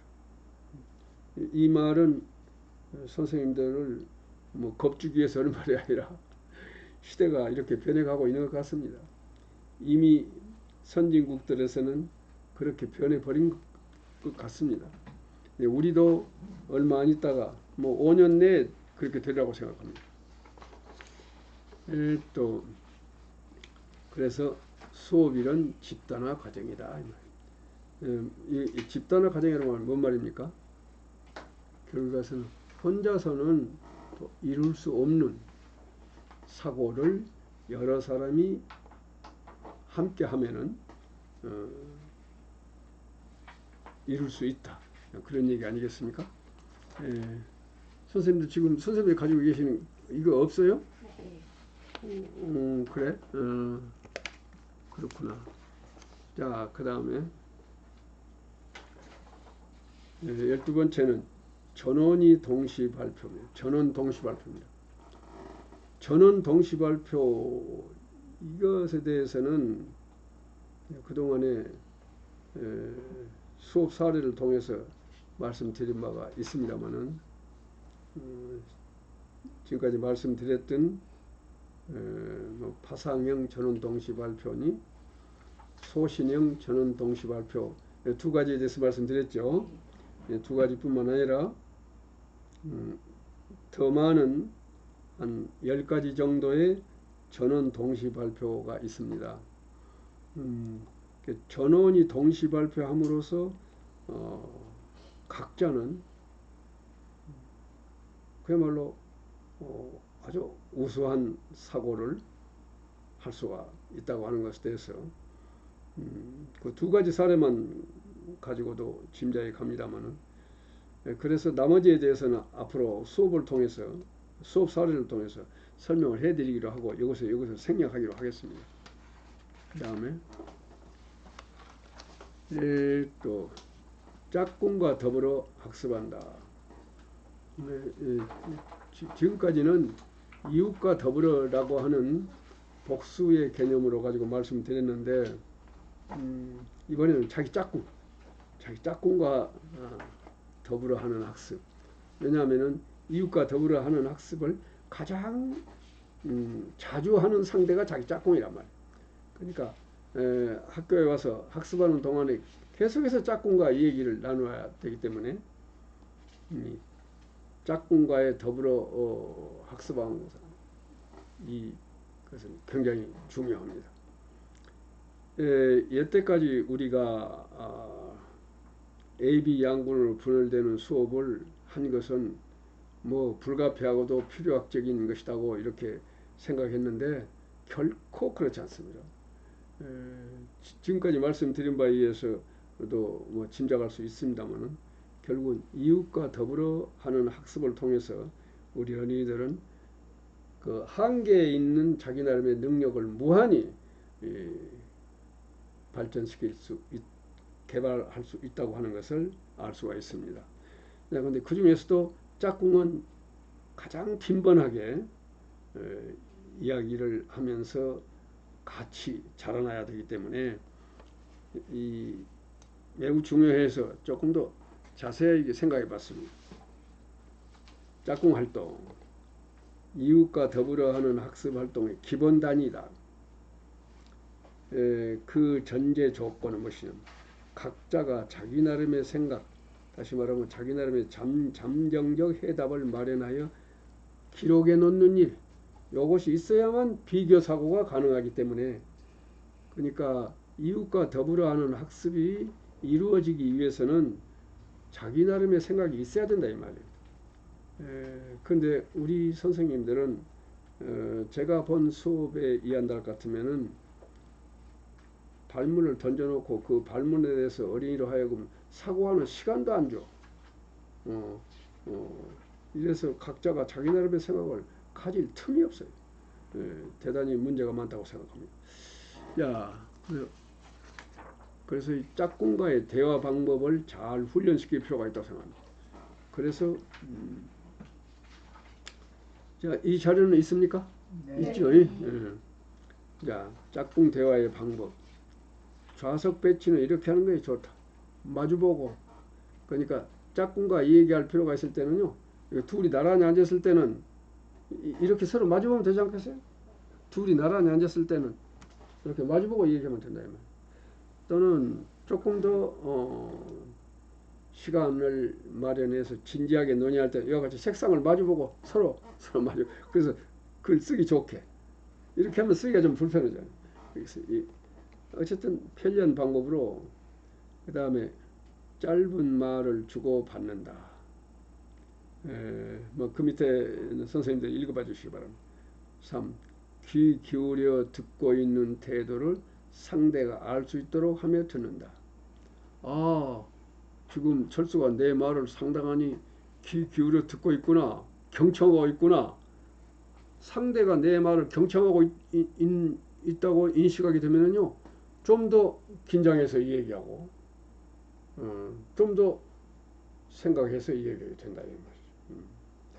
그래서 이걸 보겠습니다. 귀 기울여 듣고 있는 태도를 상대가 알 수 있도록 하는데 어떻게 하느냐? 상대를 보며 반응을 하면서 쓰는다. 반응. 그래서 그렇구나 등 반응을 하면서 듣는다. 물론 뭐 큰 소리로 해서는 안 되겠지만은 여기서 예를 들어서 맞습니다. 그리고 우선 고개만 끄덕거려 줘도 말하는 사람은 대단히 만족스럽다 이 말. 반응을 보여야 쓴단 말이죠. 근데 아까 그 실험에서도 있었죠. 무표정 했을 때 말하는 사람이 그냥 말하고자 하는 의욕을 잃어버리게 된다고 하는 거. 그 다음에 방금 한 말 다시 한번 하여 주세요. 이야기 중인데 잠깐 손 들어가지고 방금 그 대목 다시 한번 설명해 주세요. 이런 요구. 그 다음 미소 지으며 고개를 끄덕이며 듣는다. 침묵하는 시간을 만들지 않는다. 또 등. 그 다음에 그러니까 짝꿍과의 대화는 빈도도 많고 또 깊이도 깊기 때문에 조금 더 지금 자세히 말씀드리고 있습니다. 짝꿍 교류하기의 의, 모둠, 단위, 사명. 보통 네 사람씩 모둠이 되어 있죠. 근데 그 모둠이 활동하는 것을 보면은요, 어떤 과제를 주고 모둠에서 이야기하라 그러면은 보면은요, 4명 중 1, 2명은 참가하지 않고 있다. 여기서 1, 2명이라는 것은 그래도 괜찮네요. 근데 어떤 어린이가 혼자서 말하고 혼자서 듣고 있고 혼자서 말하고 혼자가 듣고 있고 나머지 둘이는 안 듣고 있단 말이죠. 그런 경우가 많기 때문에 참 짝꿍 교류가 중요하다 그런 말입니다. 네 사람이 모둠끼리 얘기해라 그러면은 그 중에서 하나 둘은 반드시 듣도 않고 있으니까 그런 어린이가 없도록 하기 다시 한번 전원이 참가하고 전원이 사고하고 하려면 서로 1대1로 마주보고 짝꿍끼리 마주보고 해라 그 말입니다. 그 얘기입니다. 그 다음에 가겠습니다. 그 다음에 또 선생님들은요, 지금 제가 좀 더 자세히 써놓은 이 부분을 좀 검토를 좀 해주시기 바랍니다. 짝꿍 활동에는 어떻게 하는 활동인가 지금 분류를 해봤습니다. 가르쳐준다, 짝꿍끼리. 무엇인가를 보여준다, 짝꿍끼리. 무엇인가를 도와준다, 짝꿍끼리. 짝꿍이 하는 것을 모방한다, 그대로 베껴 쓴다, 짝꿍으로서 배운다. 대화함으로써 각자의 생각을 혼자서는 생각해낼 수 없는 생각으로 향상적으로 변형시킨다. 내 생각을 아낌없이 내놓고 이웃의 생각에서 적극적으로 배운다. 다음에 짝꿍과 하는 더불어 학습법. 역할을 정하여 문답한다. 자, 정해준 범위 내의 글을 각자가 읽는다. 그러니까 자 1페이지 둘째 가령 선생님이 국어 시간입니다. 자 25페이지 둘째 줄부터서 다섯째 줄까지 읽으세요. 읽습니다. 자, 근데 짝꿍끼리 자, 읽은 다음에 하나는 그 5줄 안에 있었던 무엇이든 질문을 합니다. 다른 어린이는 그에 대해서 응답을 합니다. 그 역할을 교대로 하면서 문답을 합니다. 그러니까 국어 교과서를 5째 줄부터서 10째 줄까지 자 지금부터 읽으세요. 자, 그러면 지금부터서 짝꿍끼리 문답하기입니다. 그래가지고 자 왼쪽 사람이 먼저 질문하세요. 이런 식으로 해서 짝꿍끼리 그 5줄 읽은 그 문장 안에서 서로 문답이 이루어진다 이런 말이에요. 예, 이거 굉장히 국어 공부에서 중요한 그리고 매우 재미있는 방법 중에 하나입니다. 그 다음에 늘 짝꿍을 가르쳐주는 어린이가 갖는 인식. 늘 짝꿍 가르쳐줘. 또 선생님들 짝꿍을 어떻게 짭니까? 짝꿍은 나는 선생님한테 그것을 권합니다. 선생님 혼자서 석차를 정해. 국어나 수학 점수 갖고도 좋으니까 석차를 딱 정해. 말하자면은 성적이 제일 높은 1번부터서 쭉 20명 있다면 20번까지 석차를 매긴단 말이에요. 그래서 석차를 매겨갖고 이름표가 있죠. 이름표 석차를 매겨갖고 이름 붙여갖고 이런 걸 제일 처음하고 끝하고 딱 보태버려. 우리 저번 뭐 찍었으나 짝꿍이 탱겨버리겠죠. 그래서 아주 잘하는 애기하고 제일 못하는 애기 이렇게 되겠죠. 그래서 평기는 똑같단 말이에요. 평기는 똑같이 한단 말이에요. 이러면 서로 묻고 대답하기가 좋다고. 여기는 어쩌겠습니까? 잘 가르쳐 줄 수가 있다. 배울 수가 있다. 그 다음에 짝꿍을 바꿀 때는 어쩌겠습니까? 하나 더 올려줘. 그럼 짝꿍이 바꿔져 보잖아요. 일주일마다 하나씩 올려줘. 하나씩 돌려 이렇게. 그러면은 언제나 짝꿍은 평균치는 같으면서도 서로 이야기하기가 좋다고 말이에요. 못하는 사람들끼리만 잘하는 사람들끼리만이 아니라 평균이 똑같다. 그렇게 됐으면 좋겠습니다. 그렇게 해서 짝꿍끼리 가르쳐주고 배우고 이것을 아주 적극적으로 활용할 필요가 있다고 생각합니다.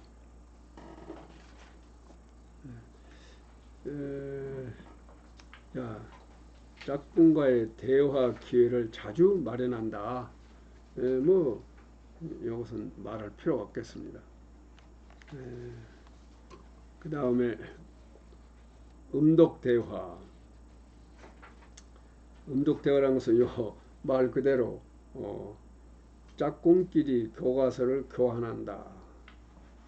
한 사람이 읽고 다른 사람은 잘 못 읽은 곳에 밑줄을 쳐준다.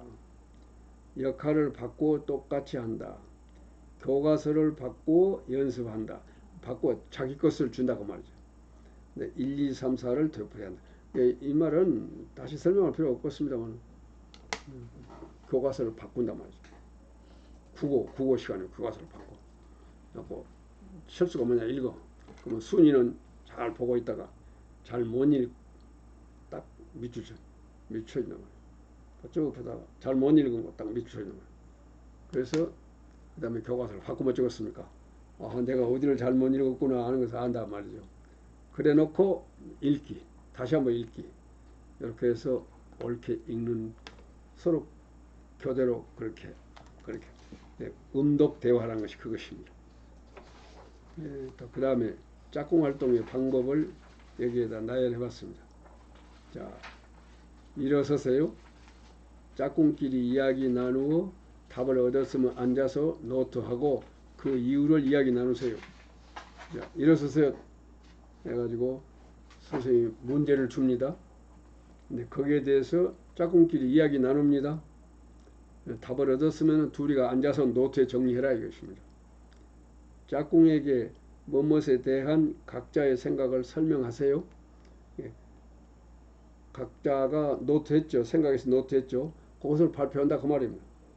그 다음에 지시한 대로 행하였는가를 서로 확인하세요. 확인하였으면 둘이서 거수하세요. 둘이가 확인했으면 손들으란 말이에요. 그 다음에 짝꿍의 작업 결과에 대하여 생각한 바를 말하여 줍니다. 그 다음에 짝꿍의 음독 상황을 기준에 비추어 평가해 줍니다. 뭐 이 말은 뭔 말이냐면은 결국 짝꿍끼리 서로 대화를 통해서 가르쳐 주고 배우도록 함에 있어서 이러한 방법으로도 해봅시다. 그런 말입니다. 그 다음에 역할을 정하여 문답한다. 이것도 뭐 그 질문 역할, 응답하는 역할을 맡아서 그 다음에 두 사람이 함께 끝냈으면 선생님께로 오세요. 이 말은 뭔 말이냐면은 두 사람 여기서 준 과제를 두 사람이 다 했으면 선생님께 두 사람이 선생님 오니라 그 말입니다. 그래서 오라는 것은 뭐예요? 점검한다는 뜻보다도 잘했으니 칭찬해 주기 위해서 그렇게 해서 기록물을 갖고 오면 선생님이 동그라미를 크게 색연필로 빨간 색연필로 크게 쳐주자고 하는 것이죠.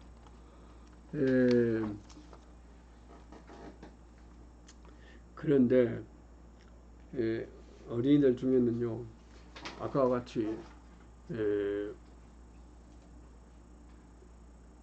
우수한 어린이는 자기 짝꿍이 뭐냐면은 제 꼴찌가 자기 꼴 됐다고 합시다. 그랬을 때 늘 연애 물어봤었단 말이야. 늘 물어봤었고 그러니까 성가시다 그러죠. 그렇게 생각하는 어린이들이 있다 그 말입니다. 짝꿍이 자꾸 뭘 물어봤었고 그러면 성가시다 그 말이야. 누가 와서 자꾸 물어봤었고 성가시다 이 말. 이런 어린이에게 어떻게 지도할 것이냐 그 말입니다. 또 그런 어린이에게 이렇게 지도하면 읽으면 10% 배우고 들으면 20% 배우고 보면 30% 배우고 누군가를 가르치면 95% 배운다. 이것은 윌리엄 카즈너가 한 말인데 이건 지금 내가 여기를 보면은요. 여기 보면은 이 윌리엄 카즈너라고 하는 사람이 한 말은 이것이지만은 여기를 보면은 이런 거 있습니다. 미국 교육학회에서 발표한 것인데요. 학습 방법에 따른 학습 효과 그래가지고 남을 가르치면은 90% 학습이 된다. 읽기는 10% 학습이 되고 보고 듣기는 60% 되고 타인 개인적 경험은 80% 학습이 되는데 타인을 가르치면은 90% 학습이 된다고 그랬는데 이 윌리엄 이 사람은 95%가 된다고. 그러니까 90% 이상이 된다고 하는 것이 확실합니다. 미국의 교육학회에서 얘기했고 또 이 사람은 개인 전문가가 이 얘기를 했고 또 이것뿐만 아닙니다. 내가 일일이 자료를 다 여기다 안 내놨는데 모든 사람들이 다 그렇게 얘기하고 있습니다. 그러니까 이걸 애기들한테 가르쳐주라고 말이야. 그리고 네가 가르칠수록 너는 누군가를 가르치면 가르칠수록 더 학습이 된다 하는 거예요. 또 이것에 대해서는요.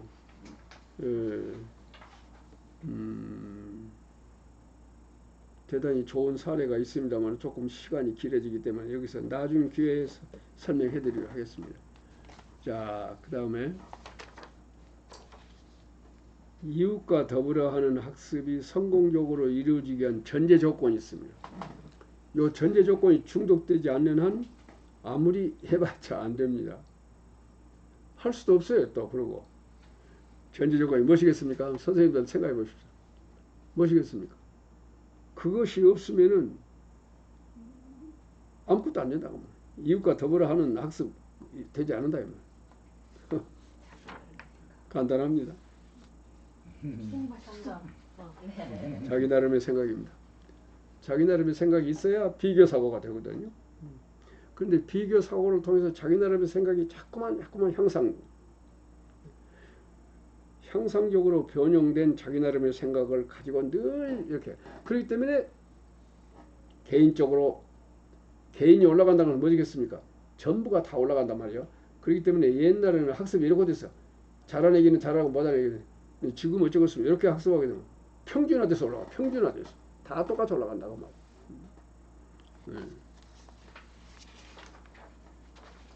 자기 나름의 생각이란 무엇이냐에 대해서는 자기와 또 하나의 자기가 마주보고 대화하는 대화를 자기 나름의 생각이라고 부른다.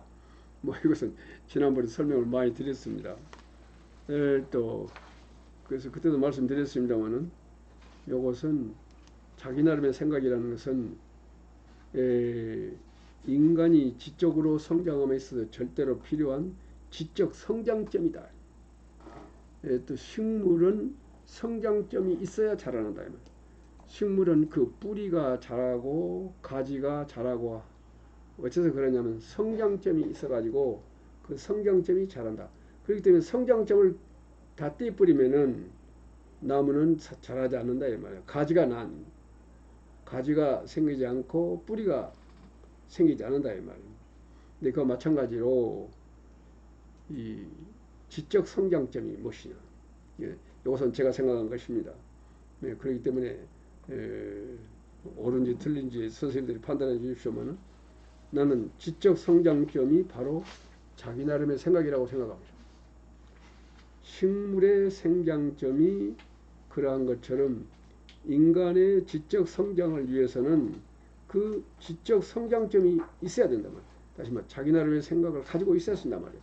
그래서 그것과 이웃과의 생각을 자꾸 이렇게 비교하고 또 그것이 있어야 자라난다 그 말이에요. 자기 생각이 자라난다 그 말이에요. 그래서 식물이 그러하듯 인간도 지적 성장점인 자기 나름의 생각을 갖지 않으면 지적 성장이 불가능하다. 그거 생각하는 것입니다.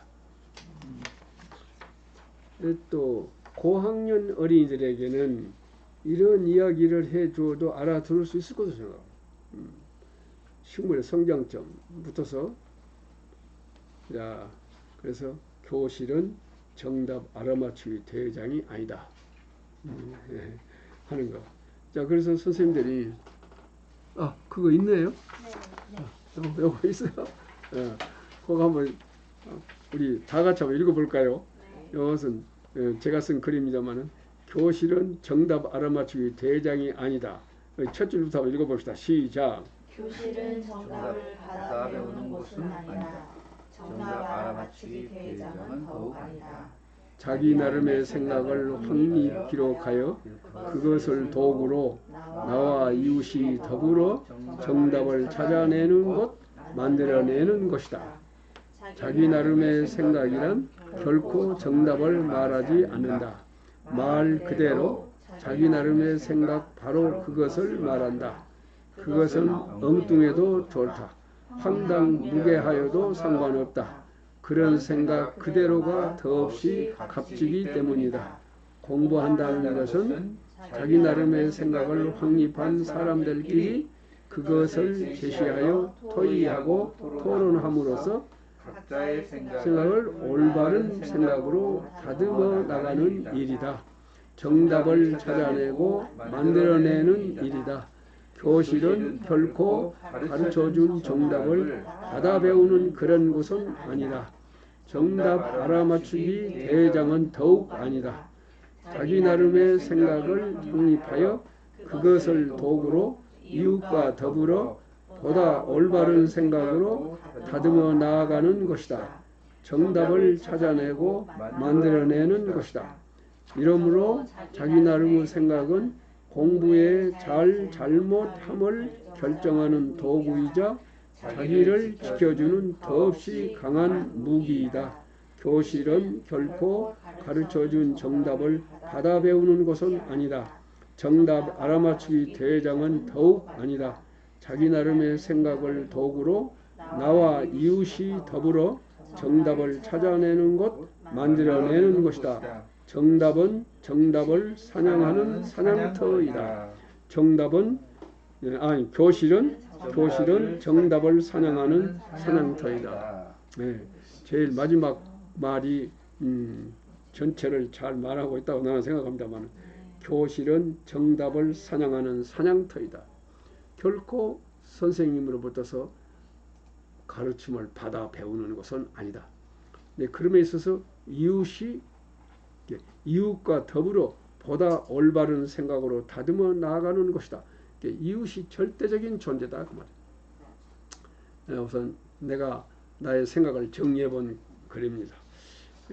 또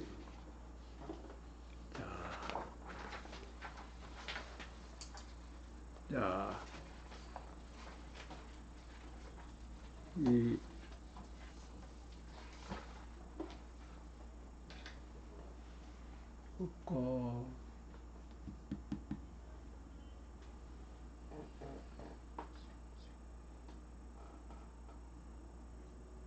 뭐 있어? 여기 둔 것이 어디로 갔을까?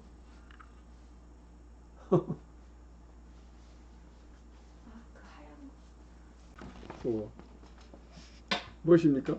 기럭 때, 셀 때.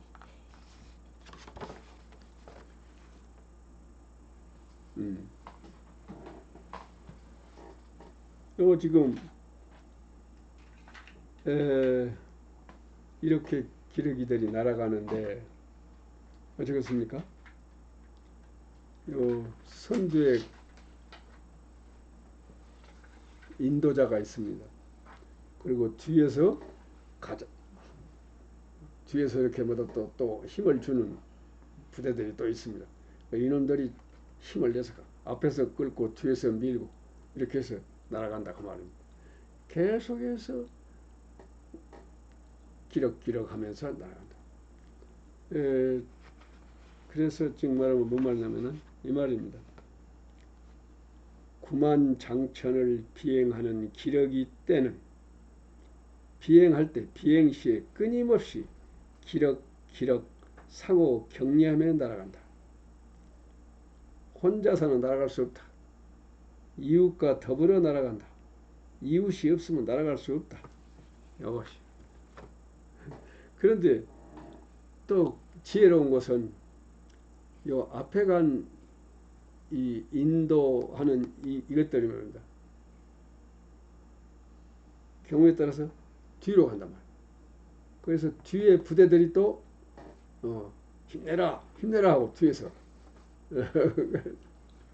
그리고 또 이놈들이 또 앞에 가고 또 여기 와서 또 힘내라 힘내라 한단 말이에요. 또 이놈들이 앞에 와서 자꾸 힘내라 상호 서로 돕고 도와주고 그러고 있다. 얼마나 지혜롭습니까? 그래서 사람들은 구만장천을 비행하는 기러기 때는 비행 시에 끊임없이 기럭기럭 상호 격려하며 날아간다. 그래서 혼자서는 날아갈 수 없다. 이웃과 더불어 날아간다. 이웃이 없으면 날아갈 수 없다. 여기에서 우리는 배우자 그런 얘기입니다. 기러기 때의 지혜를 공부했습니다. 다음에는 예화를 하나 얘기해 드리겠습니다. 예화입니다. 또 이것은 어린이들에게 들려주시면 좋겠습니다.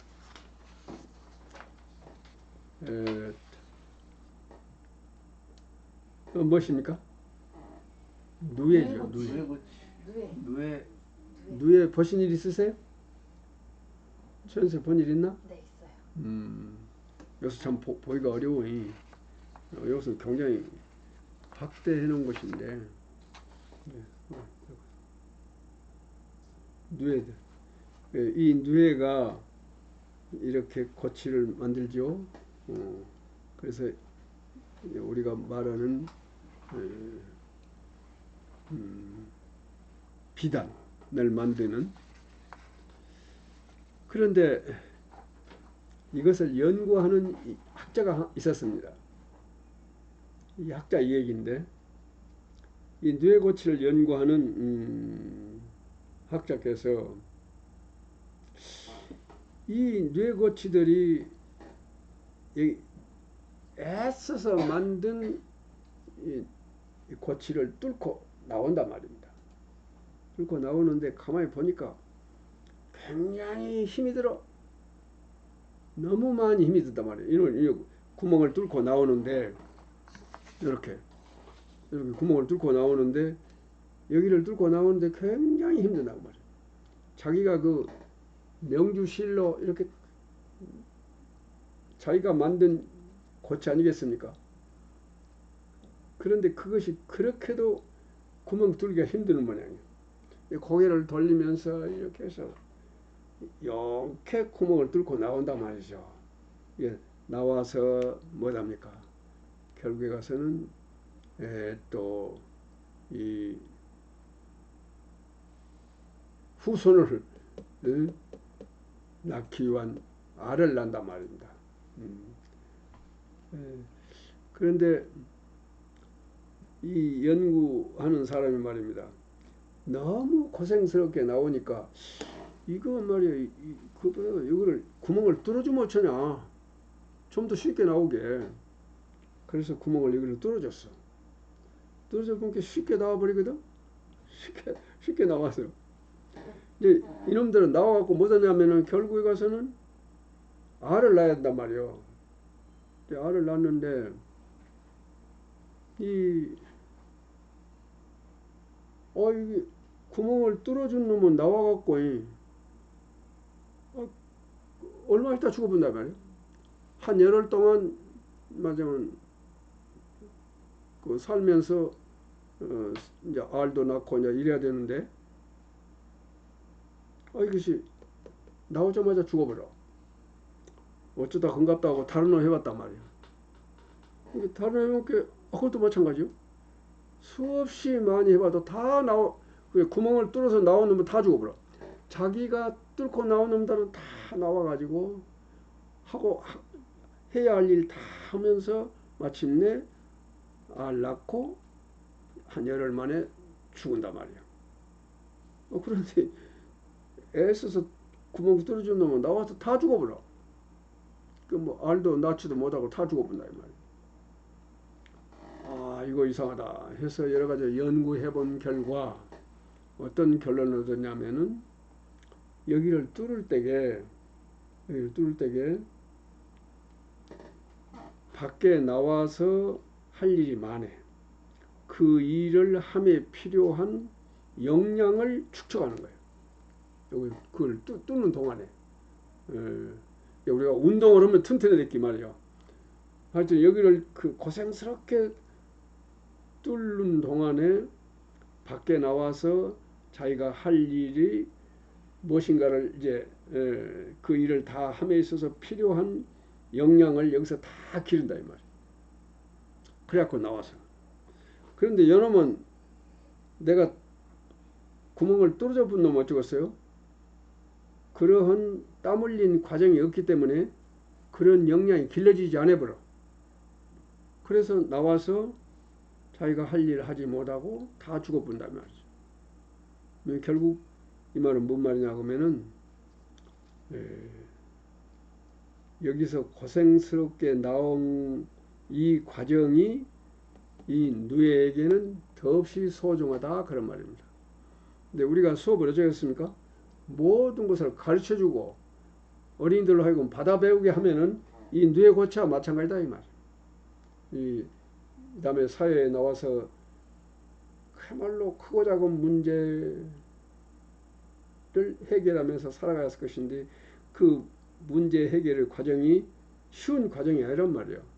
그 어려운 과정을 이겨내려면은 그만큼 아까 누에와 마찬가지로 이 뚫고 나올 때에 모든 역량이 축적되는 것과 마찬가지로 이 학교에서도 그렇게 교육받아야 된다 그 말입니다. 누에와 같이 교육받아야 된다. 그래서 이 수업의 과정이 그야말로 어린이들 각자가 사고하는 능동적으로 사고하는 그런 과정이 돼야 된다 그런 말입니다. 그래서 고난 과정의 의미를 엄청난 고난을 겪는 가운데 밖에 나가 영위하게 될 다음 삶을 완전하게 수행함의 필수적인 능력이 발달한다. 그래서 발달 과외 수행 과정에서 딱 고생스러운 과정이 그럼 어린이는 어떻게 학습해야 하는가. 그래서 이 이야기가 주는 시사점, 발달 과업은, 이것을 발달 과업이라는 말 여러분들 대학에서 다 배우셨죠? 발달 과업을 수행한다. 아까 실은 뇌 고치를 뚫고 나올 때에 하는 고생이라는 것은 발달 과업을 수행하는 과정에서단 말이에요. 발달 과업은 누구도 대신해 줄 수 없는 일이다. 학습자 각자가 스스로 수행해야만 하는 발달 과업의 수행 기회를 누구도 박탈하여서는 안 된다. 아까 학자가 뇌의 발달 과업 수행 기회를 박탈했단 말이에요. 학습자의 자력이 미치는 한계까지 그러하여금 수행할 수 있도록 필요 조건을 갖춰준다. 스스로 발달하려 노력을 자력의 한계까지 하였으나 이루어지지 아니할 때 최소 필요한 조력을 준다. 스스로 문제를 해결하려고 할 때에 그때 필요할 때 필요한 만큼 선생님은 도움을 주면 된다. 그런 말. 그렇게 해서 훈련시켰습니다. 그런 말이에요. 그렇게 해서 이루어진 학력이 이름은 무엇이겠습니까? 저니까 높은 학력이다. 이 말이죠. 그래서 발달 과업이란 무엇이냐? 인간적 성장을 순조롭게 해나가기 위해서 발달의 각 단계에서 1학년은 1학년에서 2학년은 2학년에서 3학년은 3학년에서 발달의 각 단계에서 어떤 일이 있더라도 달성하지 않으면 아니 되는 과업을 발달 과업이라고 한다. 이 말입니다. 자, 지금까지 뇌를 가지고 발달 과업에 대한 얘기를 좀 해드렸습니다. 또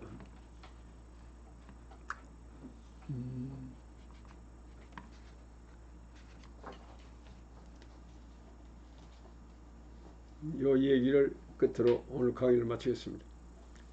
금년 1년간 내 아들, 딸들의 발달 과업의 수행을 책임져 주시는 선생님.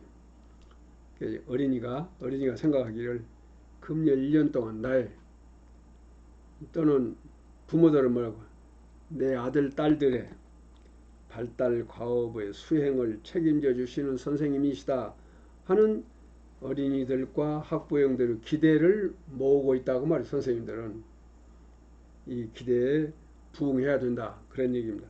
그러하기 위해서 제가 썼습니까?